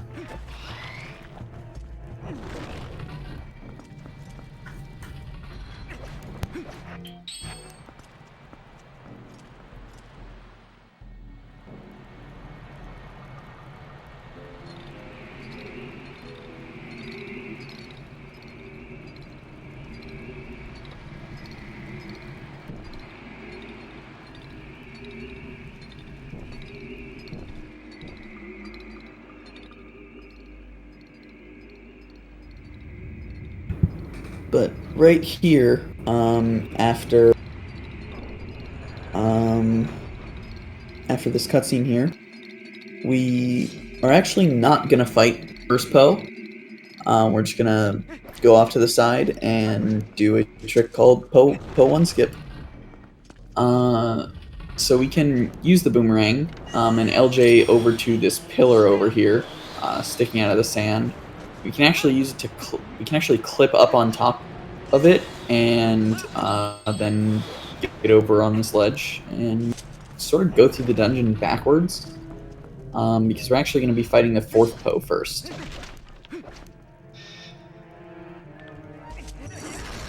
And Nimzo pulled off the trick very nicely. Funny thing is, you actually basically go through this dungeon twice, or go through it backwards 2 times.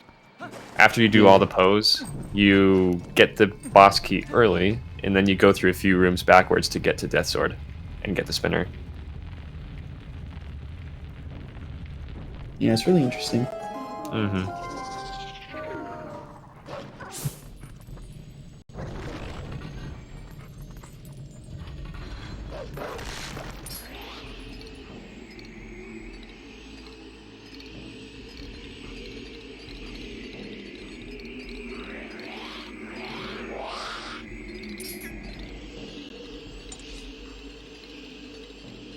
And here on the fourth Poe, there is a little bit of RNG that we can do to save a little bit of time. So right there, you may have noticed like Nimzo jump attack the Poe, and then they started spinning around quickly, much faster.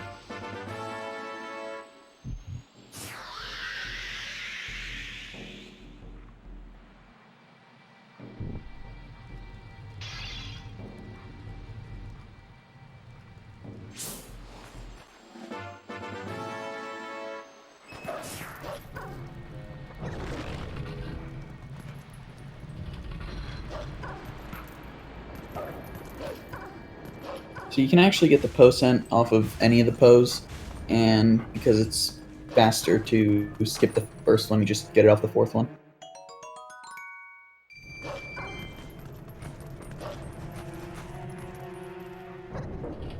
And we do need the Poe scent for like digging into the sand.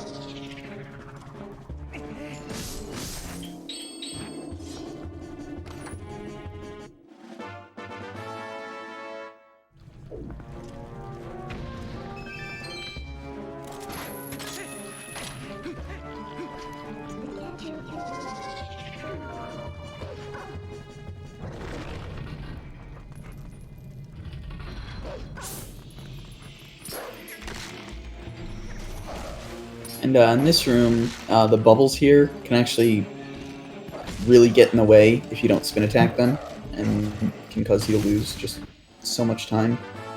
They can like knock you around as you're trying to get the Poe, so we just go off and spin attack them.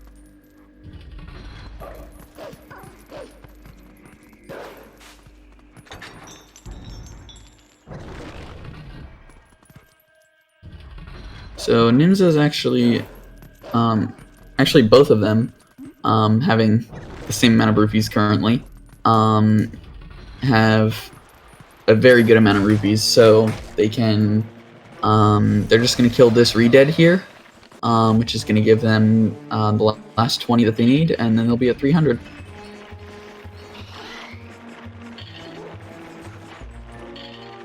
Nimzo's sort of getting trolled a little bit by the Style Children.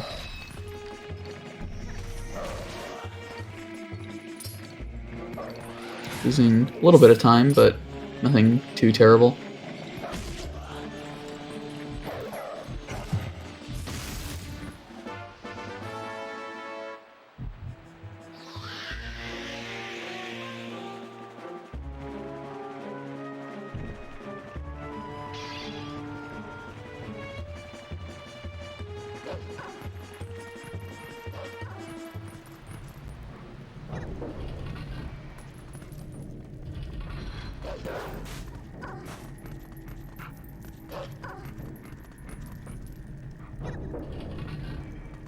So as soon as Nimzo comes out here, you'll notice once the Poe goes over to the pillar, the door is just going to open. Or I guess not the Poe, the fire. We kill the Poes. But yeah, that just happens because the game assumes that you have to kill the first Poe. So it just doesn't bother to check for it. So right there we can do some wolf hops across the sand and actually get the boss key early.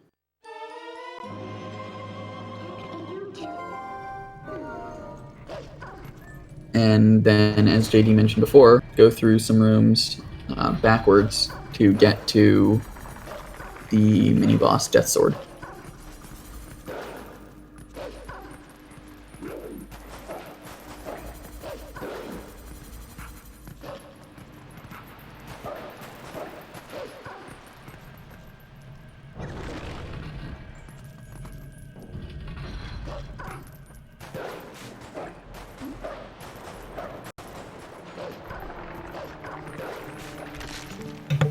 Nimzo's gonna use a few bombs here to quickly take care of these Stalfos.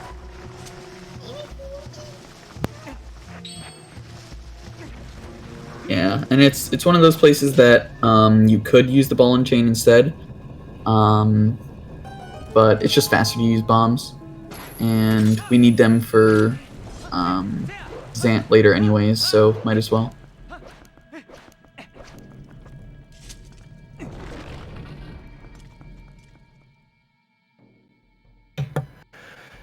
So for Death Sword, there are two ways you can go about the fight. You can fight him, or you can skip him.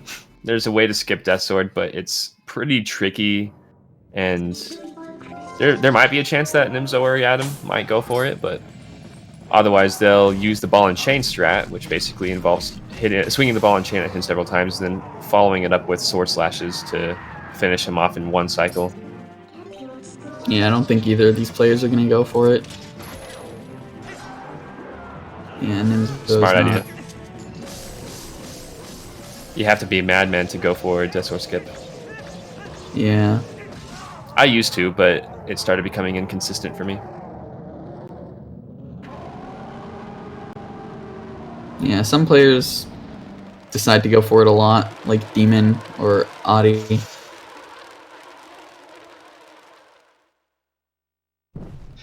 Saves about 15 seconds to get it first try. You'll break even if you get it second try, and you'll lose time if you get it if you take any more tries than that. But Nimzo making pretty good time here with that segment. Very, very clean overall.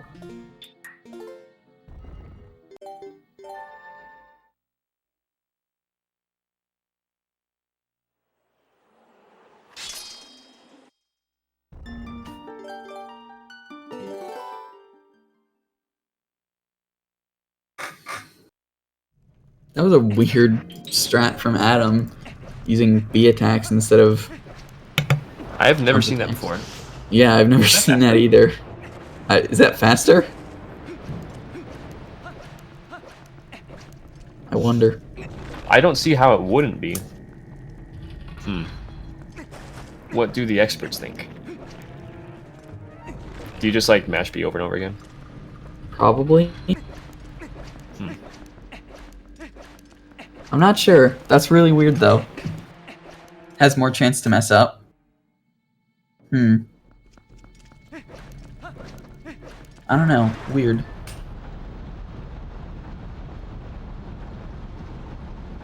But right after...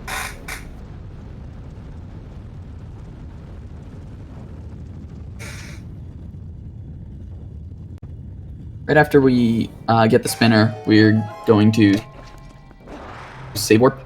And that's just going to put us right back at the start of the dungeon, which is faster than going back through the rooms by quite a bit.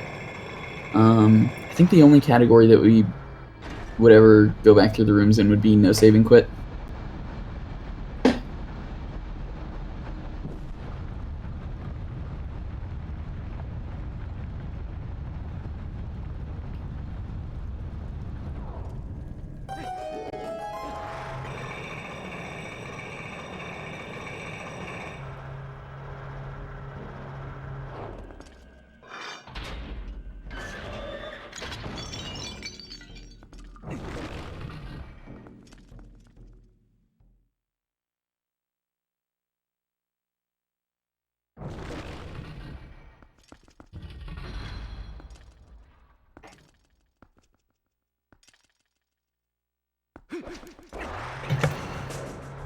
Now, in my personal opinion, the first phase of Star-Lord can be a lot more annoying than the second phase if you know how to do the strat for second.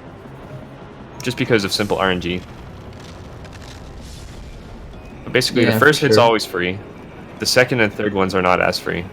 You'll have to accommodate for wherever the knights randomly get spawned. Nimzo adjusting pretty well there. Yeah, you can definitely find adjustments. The goal is pretty much just to find an opening. Just any opening you can go through. And then for the third one, you have to go past him and then find one that you can bounce off of to reach him from behind. Nimzo's getting some pretty bad luck Bad here. luck, yeah.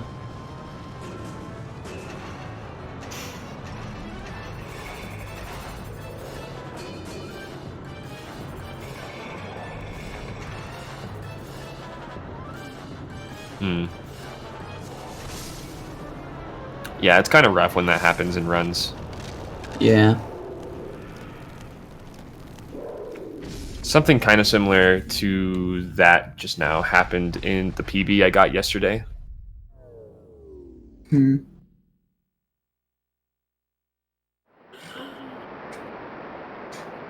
that was about maybe a little over 40 seconds lost from Nimzo. 45 seconds.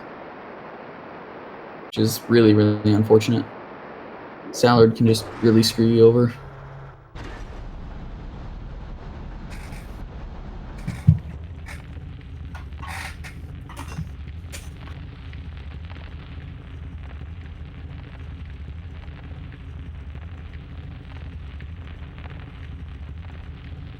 So here, Nimzo is going to be doing a pretty cool strat to knock down Stallard early. So normally you'd have to ride up all the way to the top with the spinner, but you can do a pretty cool strat here. And there we go, Nimzo got it, first try, very nice. It's a super awesome strat that saves a lot of time. Yeah, it saves about, I believe, 30 seconds or so. Basically, you roll about 5 times or so, and then you wait for... Well, actually, what I do is I wait for a specific audio cue. Yeah. I wait for him to make a certain sound, and then that's when I get on the spinner.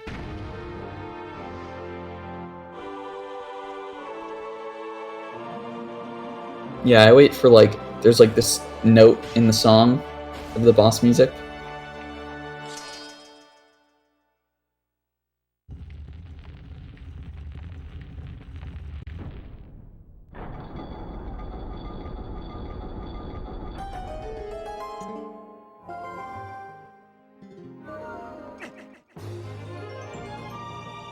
Ooh, Adam actually missed it, which is pretty unfortunate. There is a backup, but it doesn't look like he's going.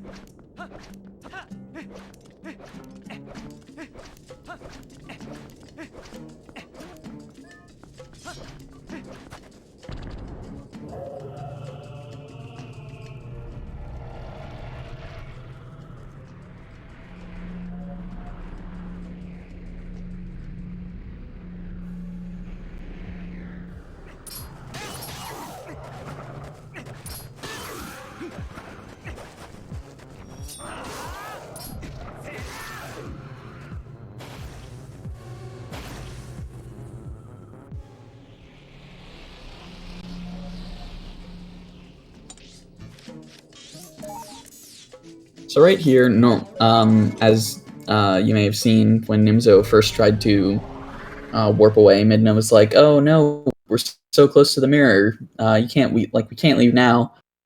But if you actually just zoom in the map all the way, she just doesn't care, and you can just warp away. And so we're gonna warp to Kakariko because we need to get the cannon in the basement here, and we can actually do probably the biggest sequence break in Twilight Princess. It saves about an hour, maybe more. So we can actually transform right up against the owl statue here, and that will allow us to clip past it, and we can get to the cannon behind.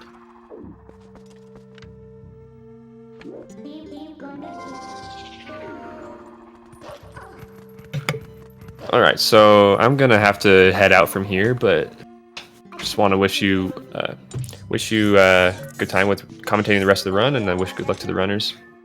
All right. Well, thanks for joining me for as long as you did. I'll see you later, JD.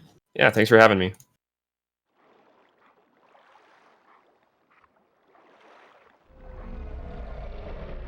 All right. So now Nimzo has warped the cannon. And this is where the 300 rupees comes in.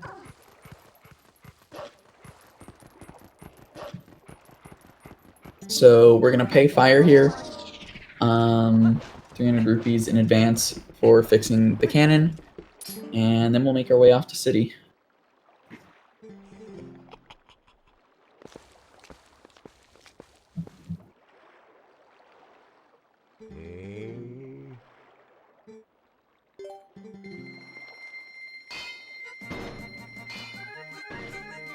So if you look on Adam's screen, he's also about to do the clip with the owl statue.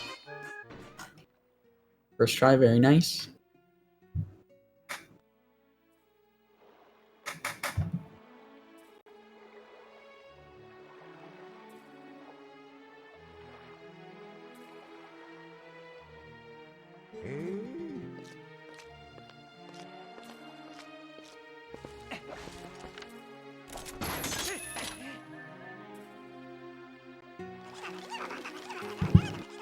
So I personally think that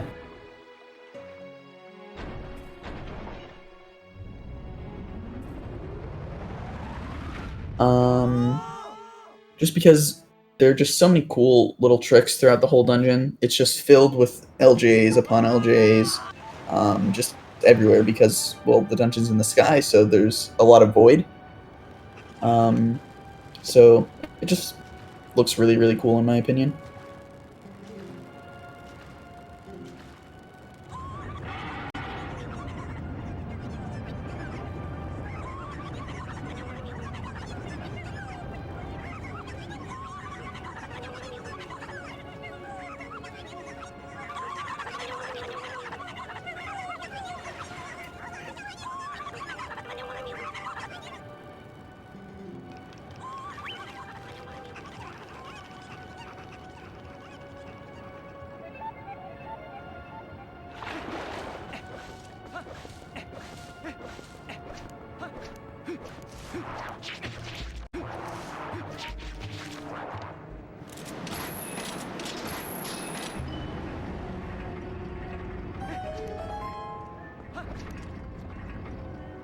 So right here already, we have 2 LJs. Just a little bit faster than using the Ukus in this room. And then right here we have a little skip here. So there's a trigger like right in front of that door. But if you actually stand like as far away as you can and open it as far back as possible, you actually won't hit the trigger. So there's a fan, and that trigger like makes the fan start spinning. But it's faster to make the fan not spin because we can actually, after getting the double claw shots later, we can save warp and get back to that room pretty quickly and get the boss key by sort of going through the rooms a little bit backwards.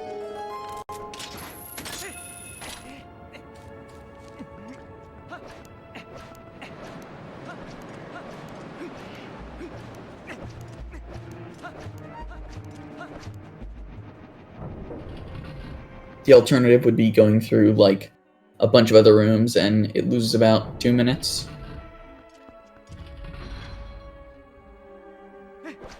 And most of the rooms are like really, really annoying, so it's just nice that we have that way of skipping them.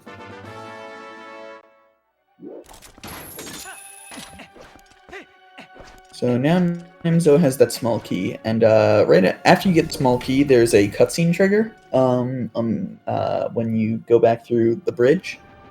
But they're actually going to be doing, they're actually going to skip that cutscene trigger, which saves quite a bit of time from not having to watch the cutscene, but also the bridge isn't broken, and also when they save warp, it will put them right back at the key. So normally, the game sets your spawn point at the key until you watch the cutscene, because it doesn't want you to save warp past it. But if you never watch the cutscene, then then it never puts your spawn point back at the start.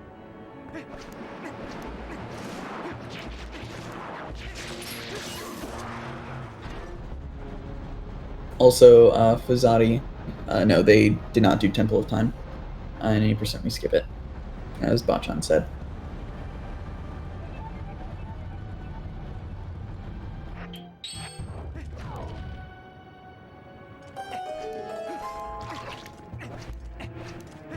And also the cutscene that they skip, the trigger for it just completely goes away once they open the locked door here. And so then once they go back through that area again later, they don't have to worry about it.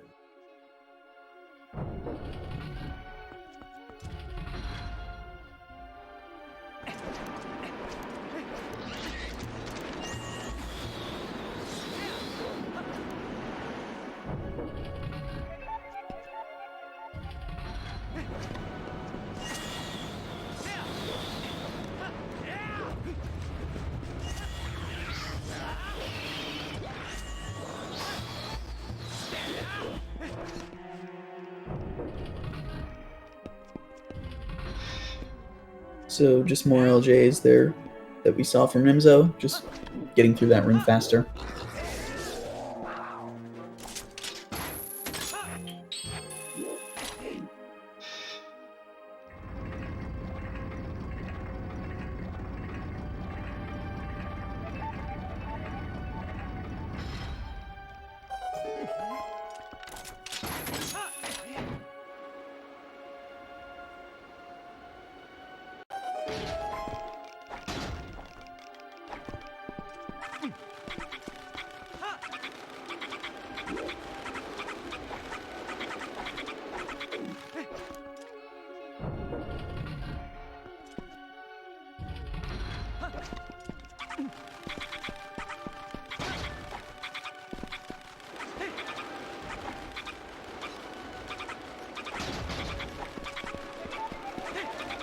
So right here, there's on Nimzo's screen, there's a trick called Uku Jump that just lets us grab that ledge by flying over with the Uku. And normally you'd have to do a little puzzle in that room, but I believe even if you miss Uku Jump first try, it's faster to try again than to actually do the puzzle, because it's just really slow. And right here, Nimzo is entering the Aralfos room, and he's going to do a trick called Aralfos Skip. And this trick is position precise and pixel perfect. So it's very, very precise. And hopefully he gets it first try. Yes, very, very nice. So yeah, there's like I believe there's a couple actually. I'm not exactly sure. I've heard 3, but there's a teeny tiny little area that you can actually claw shot there if you get in just the right position, and that saves quite a bit of time over fighting the mini boss. So very, very nice from Nimzo, first try and very quick as well.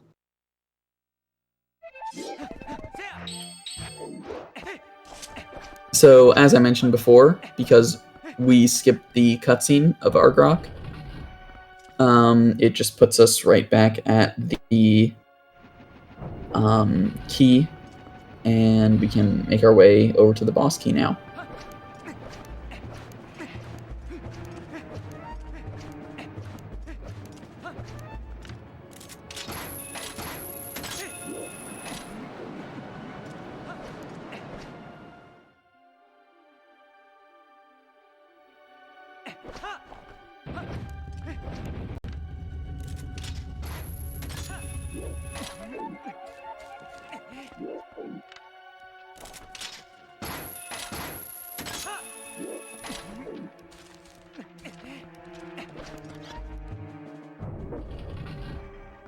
Adam unfortunately missing it first try.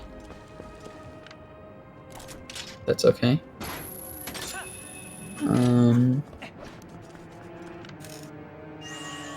So Nimzo is going to do an LJ across this little gap here, and that's going to put him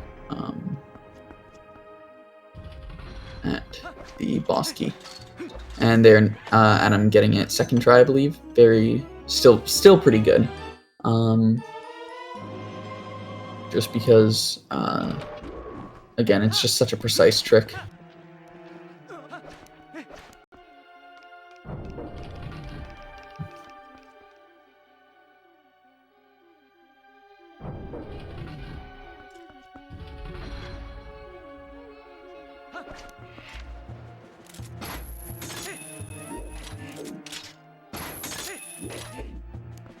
So Nimzo is actually, both of them are actually not going to activate the fan that makes these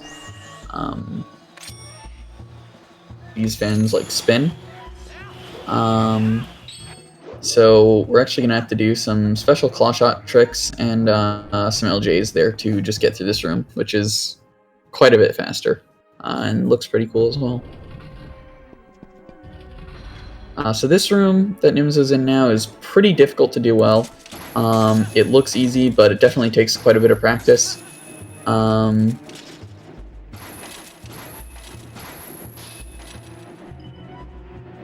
So hopefully it goes well.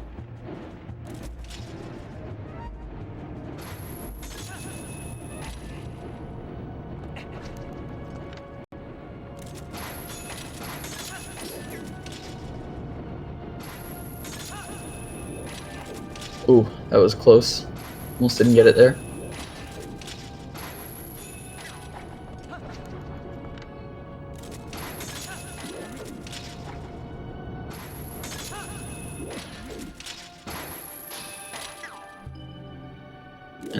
And anytime he like drops off the fans there, it's just because it's a little bit faster than waiting for it to spin around again. And now it's time for Argrok.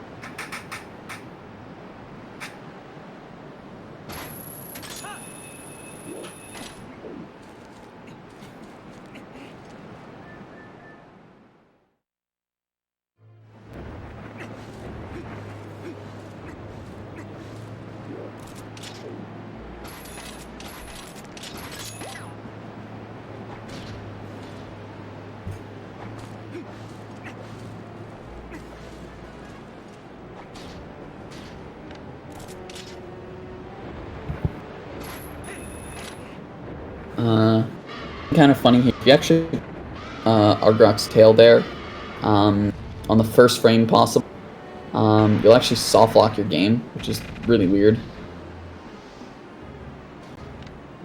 And here, if you clutch up back onto the pillar enough, Argrok actually won't fly away, which saves about 20 seconds or so, maybe more, if I recall correctly.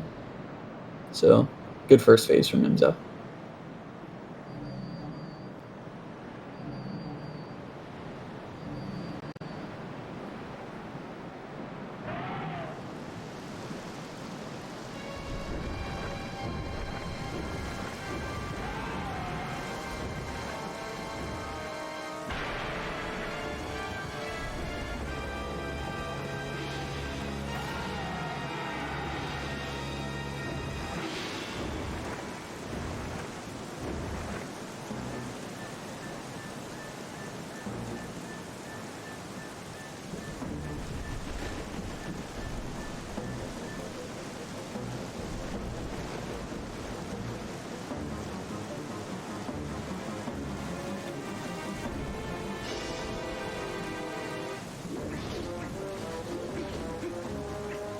So it actually saves a little bit of time to void out right at the start of the second phase, because normally Argrok would fly around a bit, I believe, but by voiding out right at the start, Argrok just kind of stays in the middle. Saves about 3 seconds.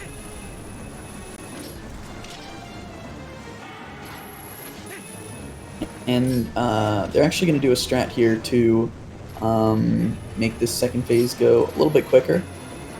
So you can sink down with the Iron Boots and sort of trick Argrok into thinking that you fell, so he stops blowing the flames, and then you can just go around to his back and deal some damage. And they'll be doing that twice, but then for the third phase, normally Argrok will try to trick you and change the direction that he's blowing the flames halfway through.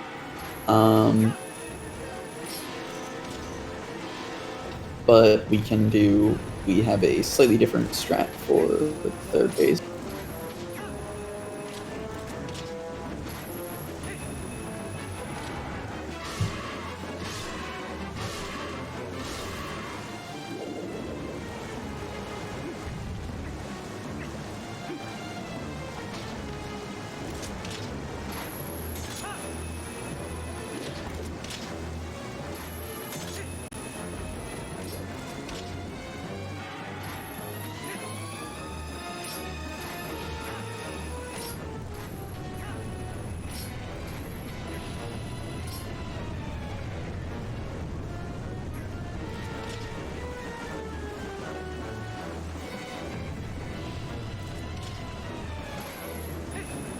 And there we go. Very nice from Nimzo.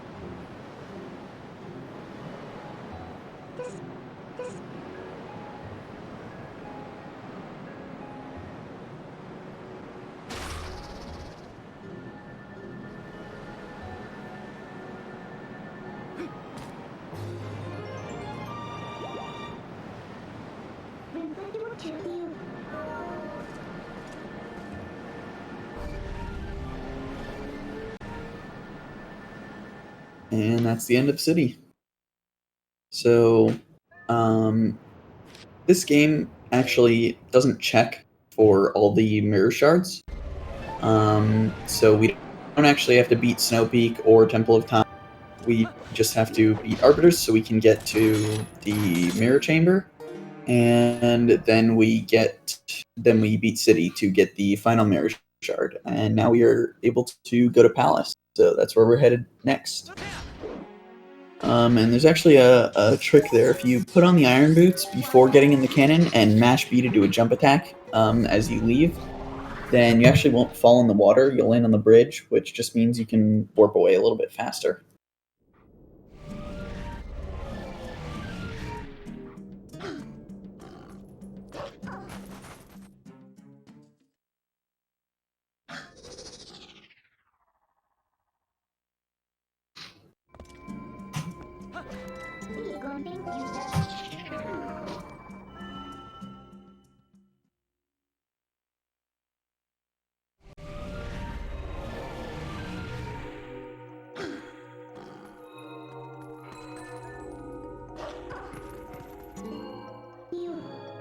So Palace, well, it doesn't have very many glitches. It is still pretty interesting just because of all the little optimizations that we. So yeah.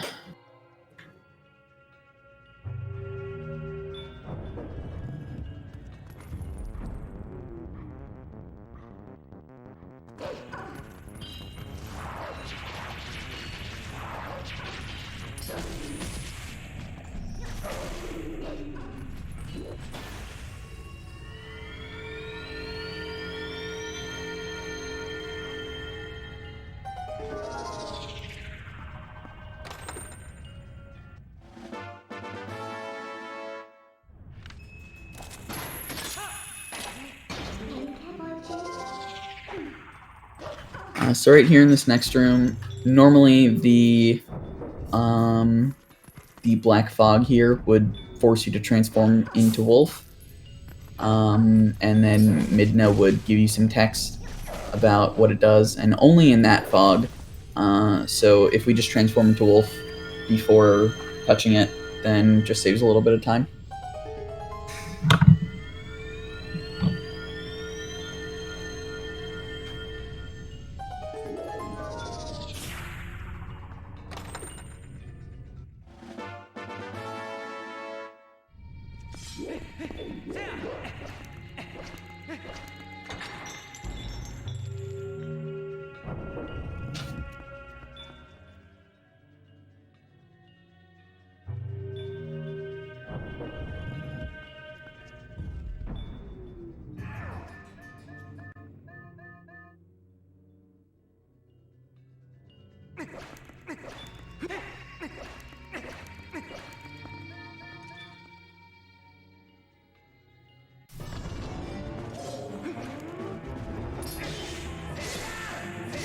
So on Phantom Zant here, if you deal too much damage, you will actually start warping and teleporting all around the room. But if we deal damage in a very specific way, we can actually prevent him from like teleporting around like crazy, and he'll stop after one teleport, and we can actually just go over and deal some damage, which is very nice. And the black fog that spawns afterwards is a little bit broken on the edges, so we can just kind of roll through it.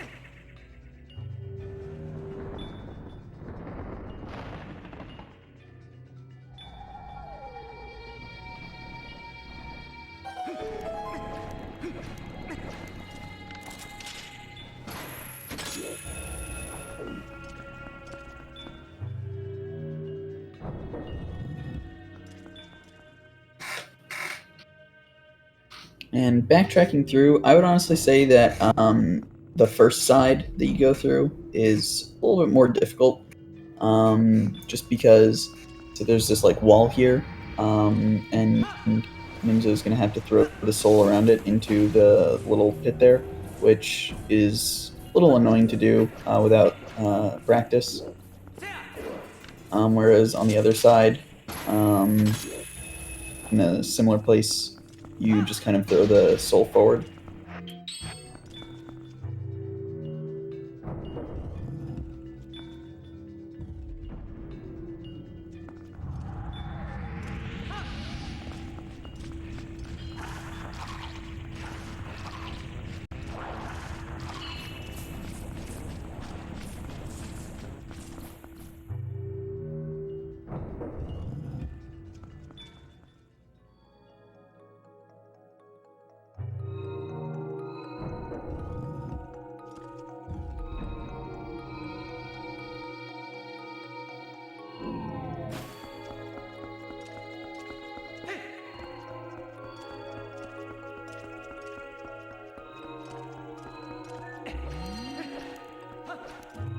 Alright, and normally you would take the light platform there over to the other side, but we can just do some LJs. It's a little bit faster.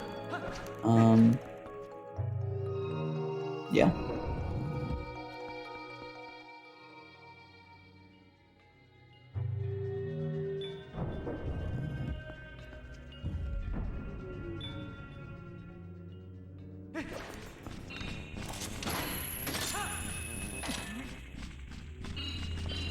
So here on the platform there, we actually wait a little jumping, and that's so the platforms. Ooh, unfortunately Nimzo fell, but we wait a little bit before, after landing, on the one that's moving back and forth, on the first one that we land on. We wait a little bit before jumping because it makes the platform cycles line up a bit better for us to get over to the Zant head that we need to kill.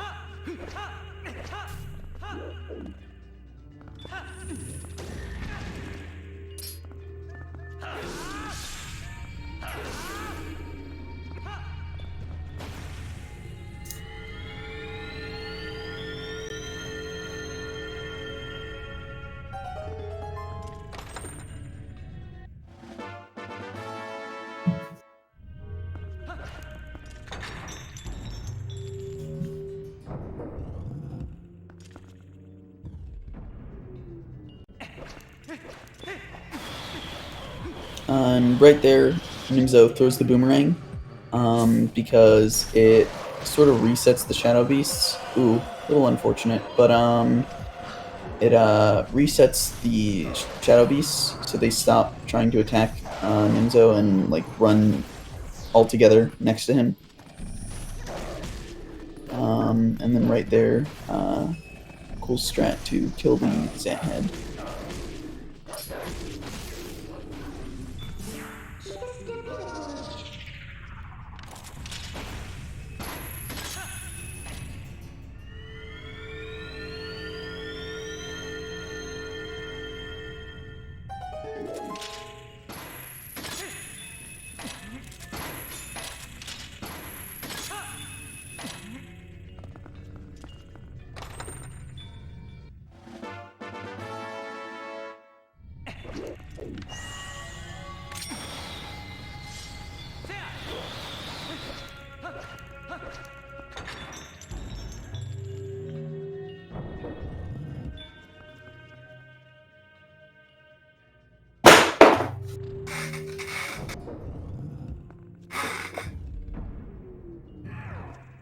So once again, the Phantom Zant fight.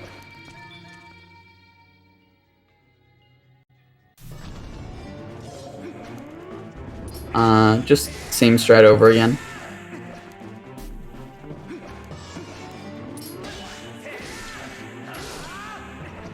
With the stabs and quick spins.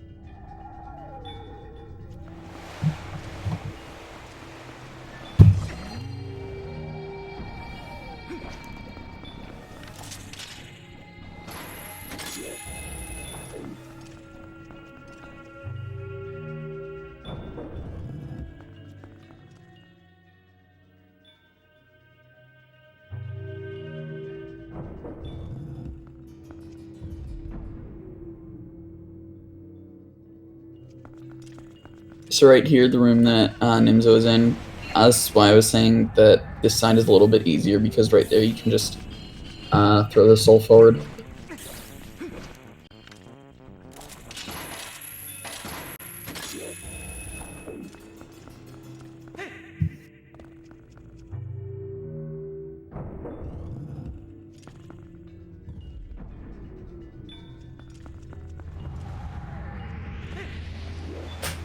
So Nimzo's gonna have to be pretty careful here.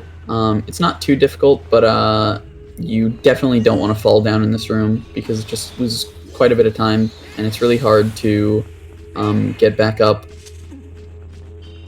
And you have to deal with the keys and the hand and the soul all at the same time, and it can just be really, really annoying. So fortunately, Nimzo doing that room quite well.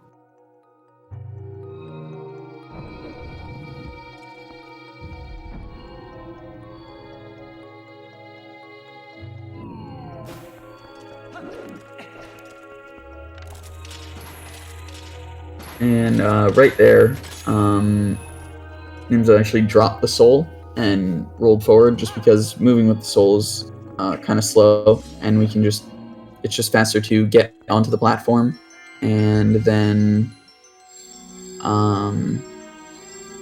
it's faster to get onto the platform and then claw shot the soul from on it.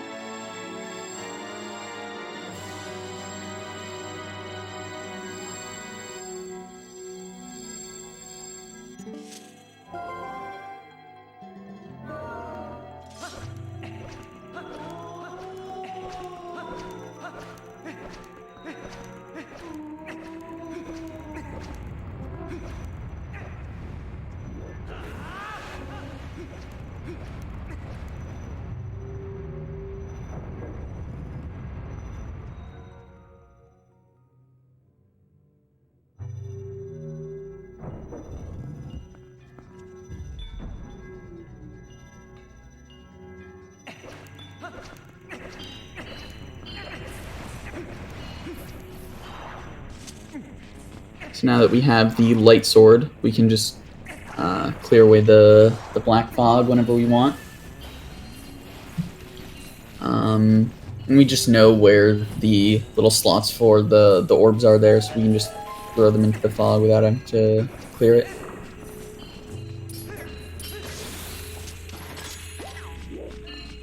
Nice heart grab with the claw shot. Yeah, in Palace there are just so many enemies that can deal small amounts of damage, but they can just kind of pile on top of you, so you just want to grab hearts wherever you can.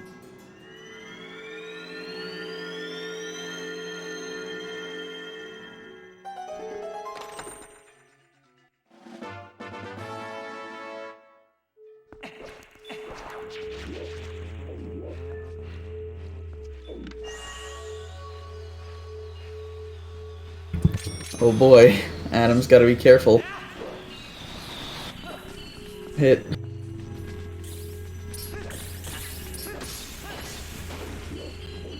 Okay. And unfortunately, Nimzo falling down. So there is an LJ that to just save a little bit of time here.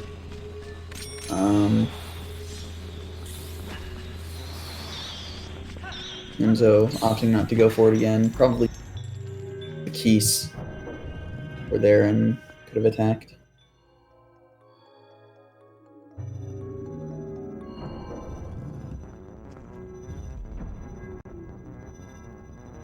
Adam doing a very nice job of getting some health back.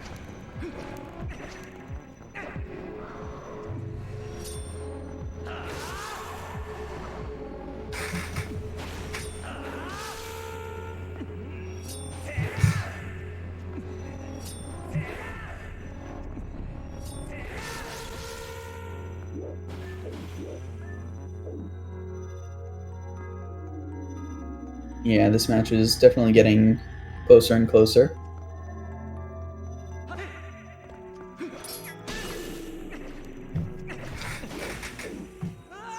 I'm pretty sure both of these players are still on pace for sub 3. If they have good runs to the end, which they're definitely both capable of. So I hope to see it.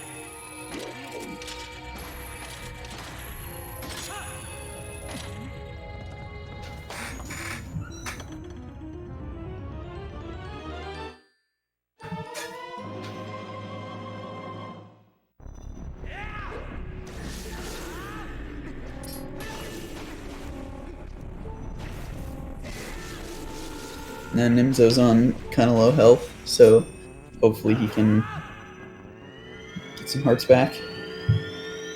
Palace can definitely be really, really scary. That's one reason to not skip heart pieces. Yeah, you just want to have as much health as possible.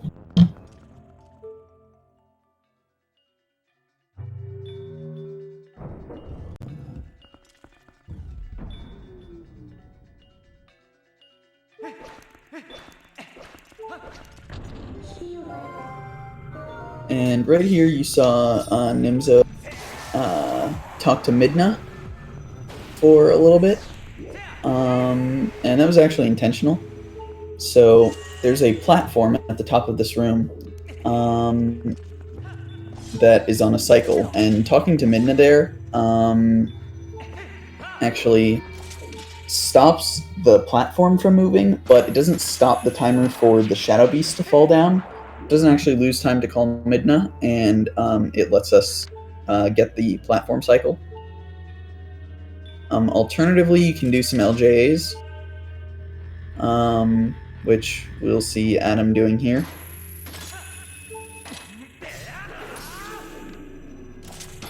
And it looks like Nimzo got it.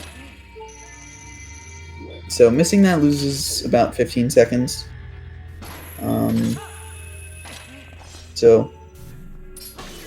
And it's not difficult to just talk to Midna for a little bit, so it's definitely a good strat.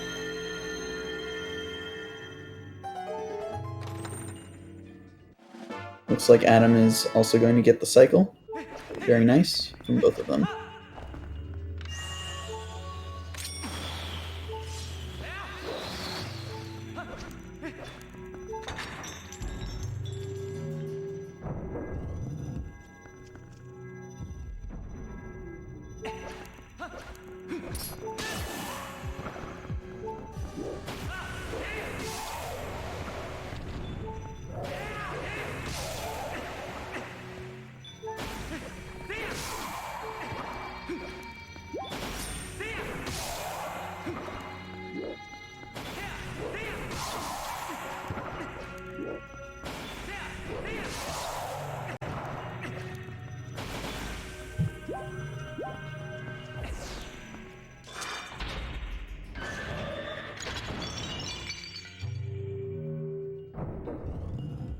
So now Nimzo is entering Zant.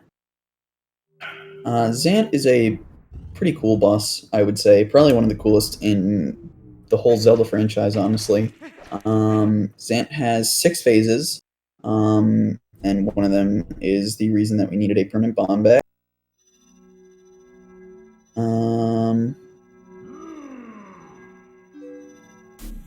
Yeah, so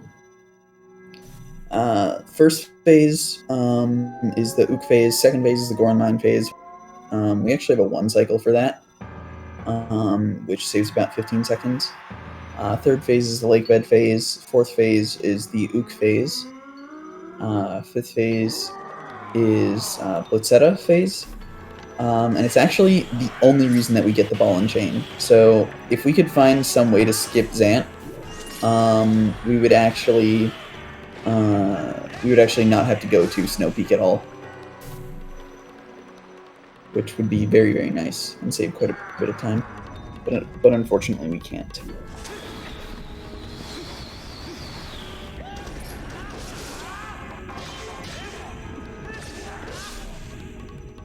Yes, very, very nice from Nimzo there. That one cycle is actually, I believe you only have 2 frames to get it. So that was very good.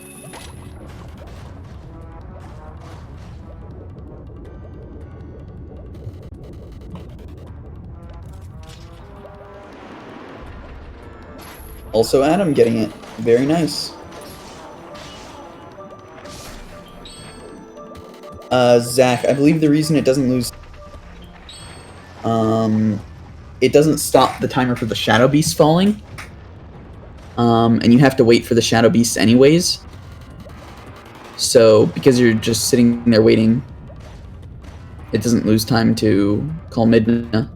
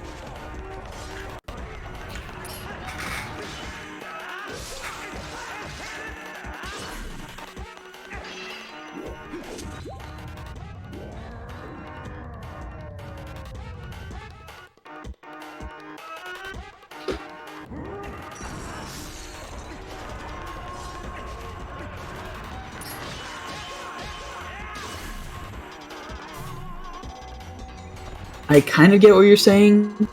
I'm not exactly sure. I'd have to. I guess we can ask in the Discord.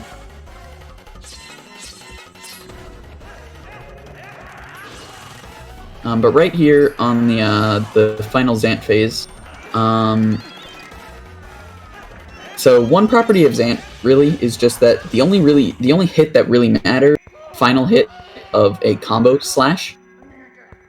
And in this final phase, you want to make sure that you only hit Zant with the final slash. Otherwise, it sort of makes him run around like crazy. And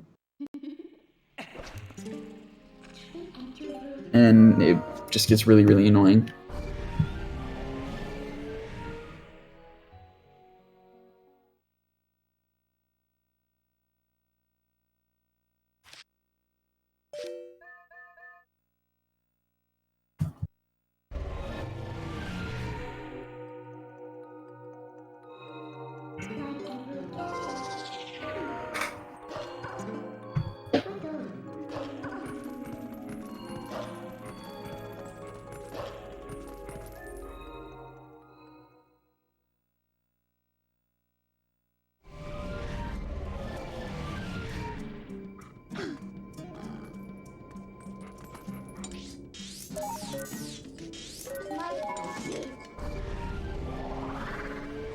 So now that Nimzo, now that both of them are done with Zant, the only thing left to do is go to Hyrule Castle. So that's what they will be doing now.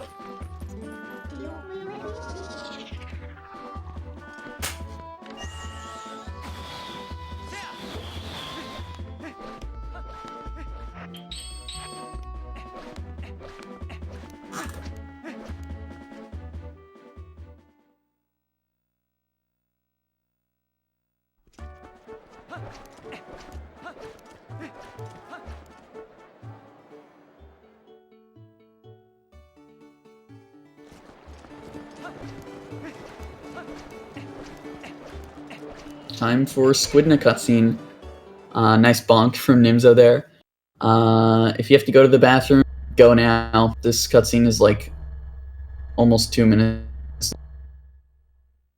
And because of that, I'm actually going to go get water, so I'll be right back.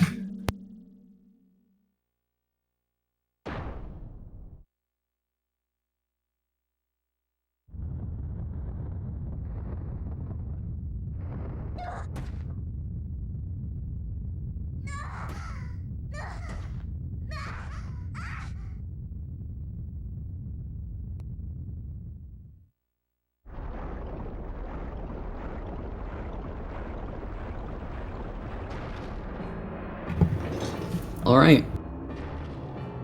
So, yeah, this cutscene's super long. Hyrule has some pretty interesting strats. They definitely change quite a bit if you do the Zora Armor Out instead, because in the Zora Armor Out we don't get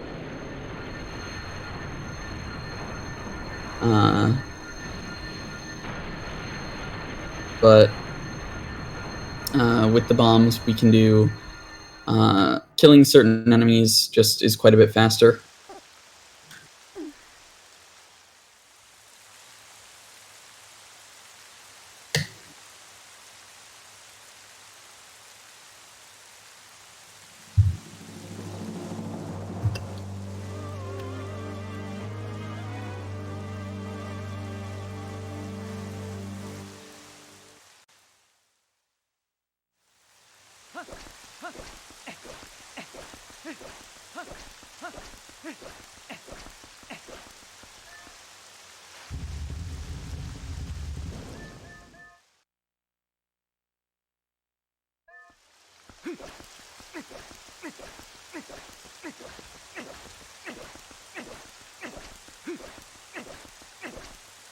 So right here we have what is known as the stand still and do nothing strat.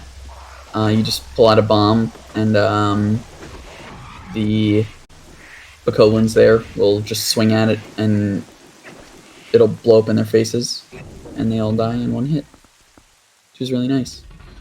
And then right here we have a barrier skip. Barrier skip in Twilight Princess. But yeah, you can just skip the cutscene for the barrier spawning and then roll out of it before it spawns. Just saves a little bit of time. Actually, it saves quite a bit of time. Killing the enemies kind of takes forever.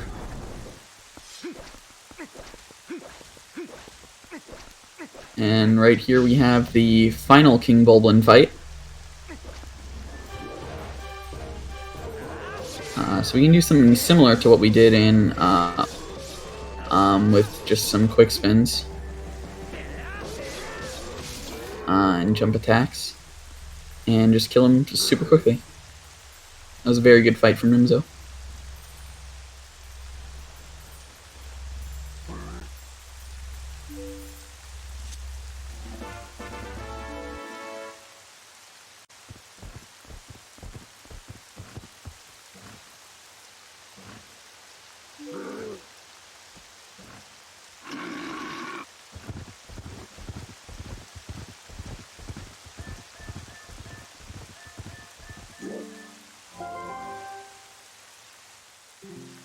And actually, before Minden talks to you there, it's actually possible to either put on Iron Boot and pause, or backflip and pause, and you can actually save warp, which, if you get it, if you backflip or put on Iron Boots after the text trigger, then it actually saves about 3 seconds, but otherwise it's faster to just backtrack.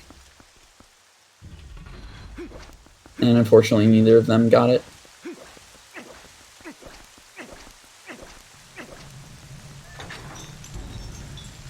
And actually, little interesting fact, so everywhere in the game, except for Hyrule, it's actually faster to open the left, or the right door, instead of the left, because the animation is shorter, but in Hyrule, it doesn't matter.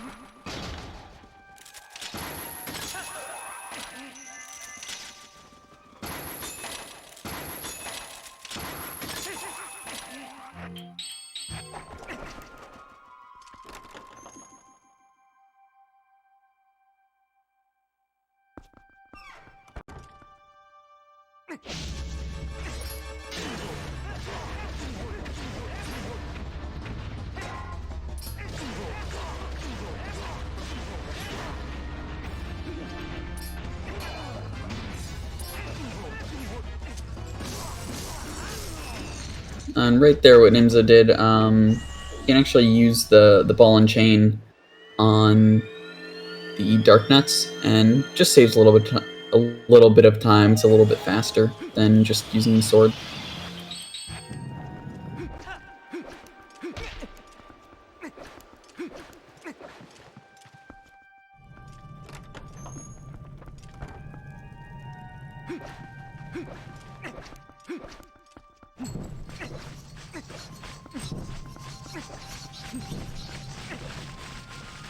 And the lantern puzzle there that Nimzo's doing, it's always the same every time. You just have to memorize what the pattern is.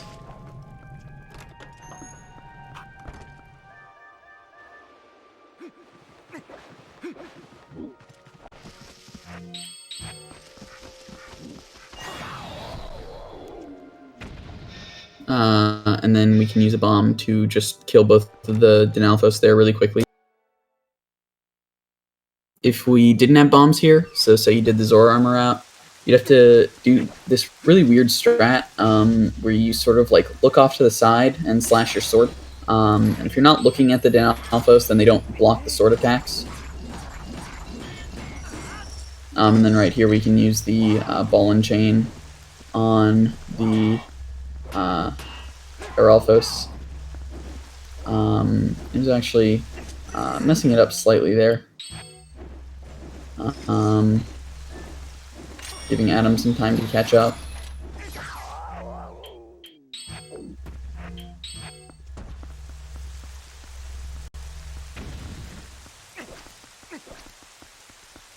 Seems like they both messed it up though.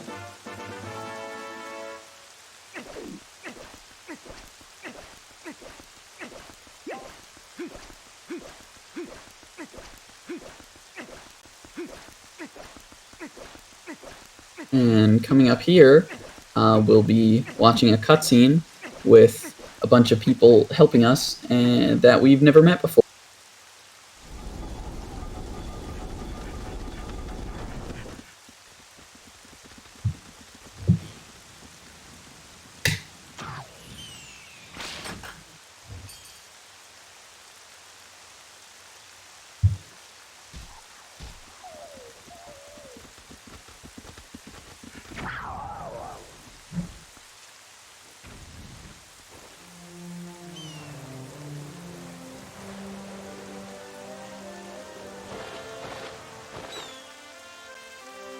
Well, I don't know who any of those people are, but I guess thanks for your help, guys.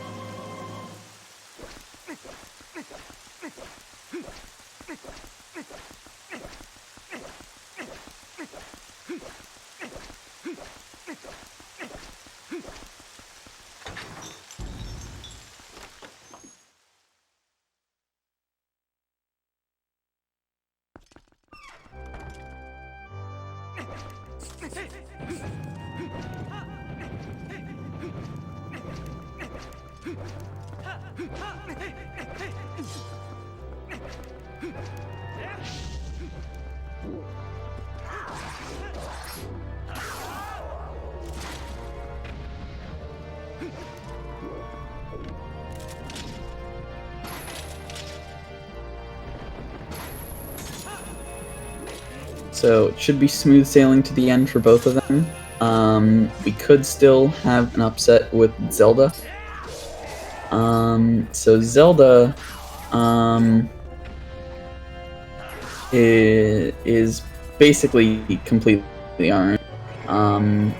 Best would be 7 fast cycles. But she can do slow attacks, she can take a long time in between attacks, she can give you more than 7 cycles, Just the whole thing is just terrible. And you can really lose a lot of time to it.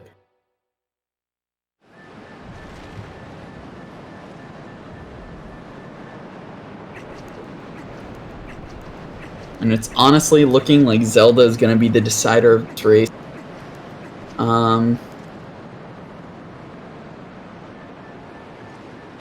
Oh man, this is a really close race. This is really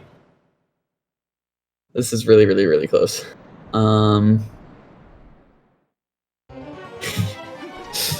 Oh god.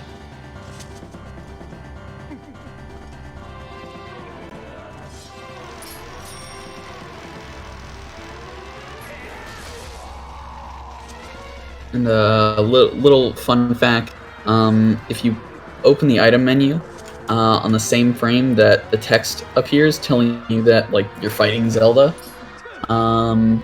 then your game actually crashes. So fortunately, neither of them did that.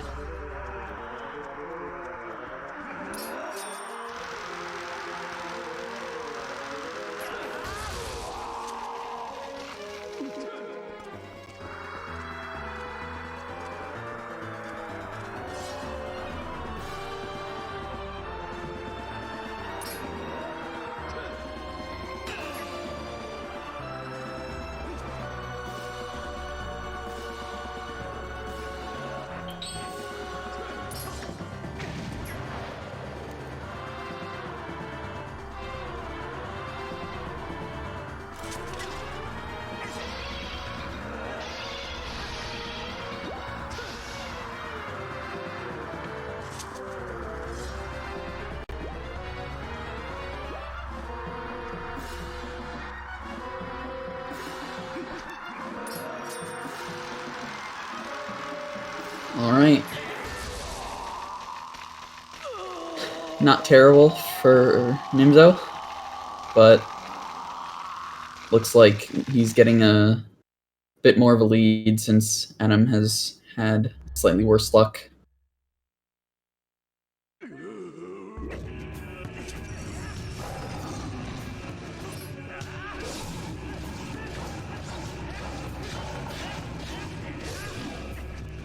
Still definitely not quite the end yet. We still have a couple more minutes. And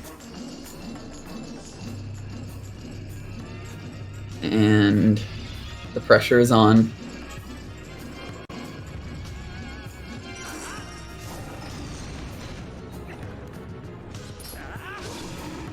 So on B-Scan in here, we can do a interesting strat where if we deal damage in a very specific way, Beast Cannon will actually only spawn out of one portal right here at the end once we transform into Wolf, and he won't start spawning like a billion all over the place and you won't have to wait. And the strat is just so you jump attack and then 4 individual slashes and then a combo.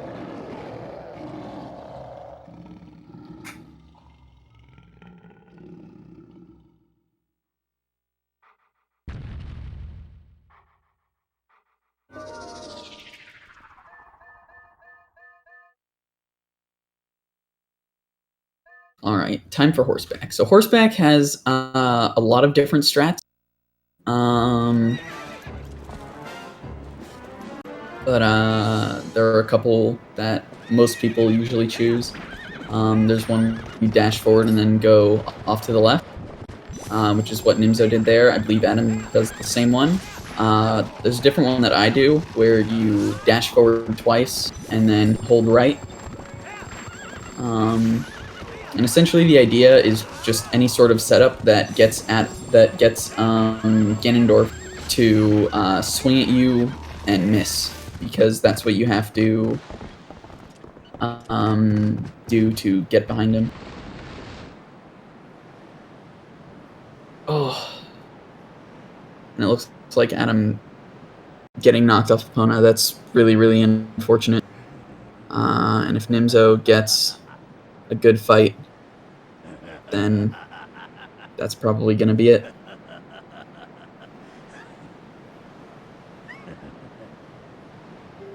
Yeah, this is really unfortunate for Adam. But still a very, very good race overall. Very, very close. Really, really good run from both of these guys. Yeah, honestly, what an insane end. This can still be sub 3 for Nimzo, I believe. Which would be really, really awesome to see.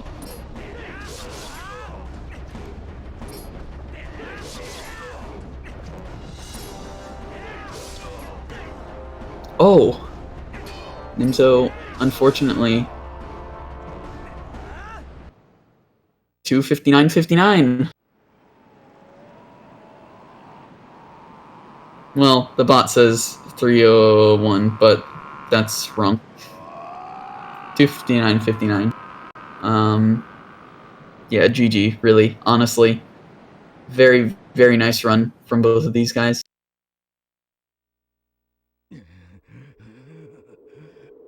Really, really awesome to see sub 3 in a race. But yeah. This was very, very close.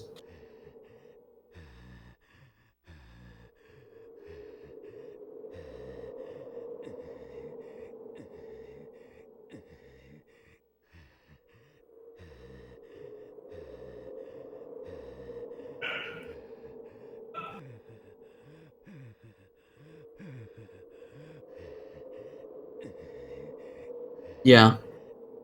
Still really awesome race. I don't know what else to say.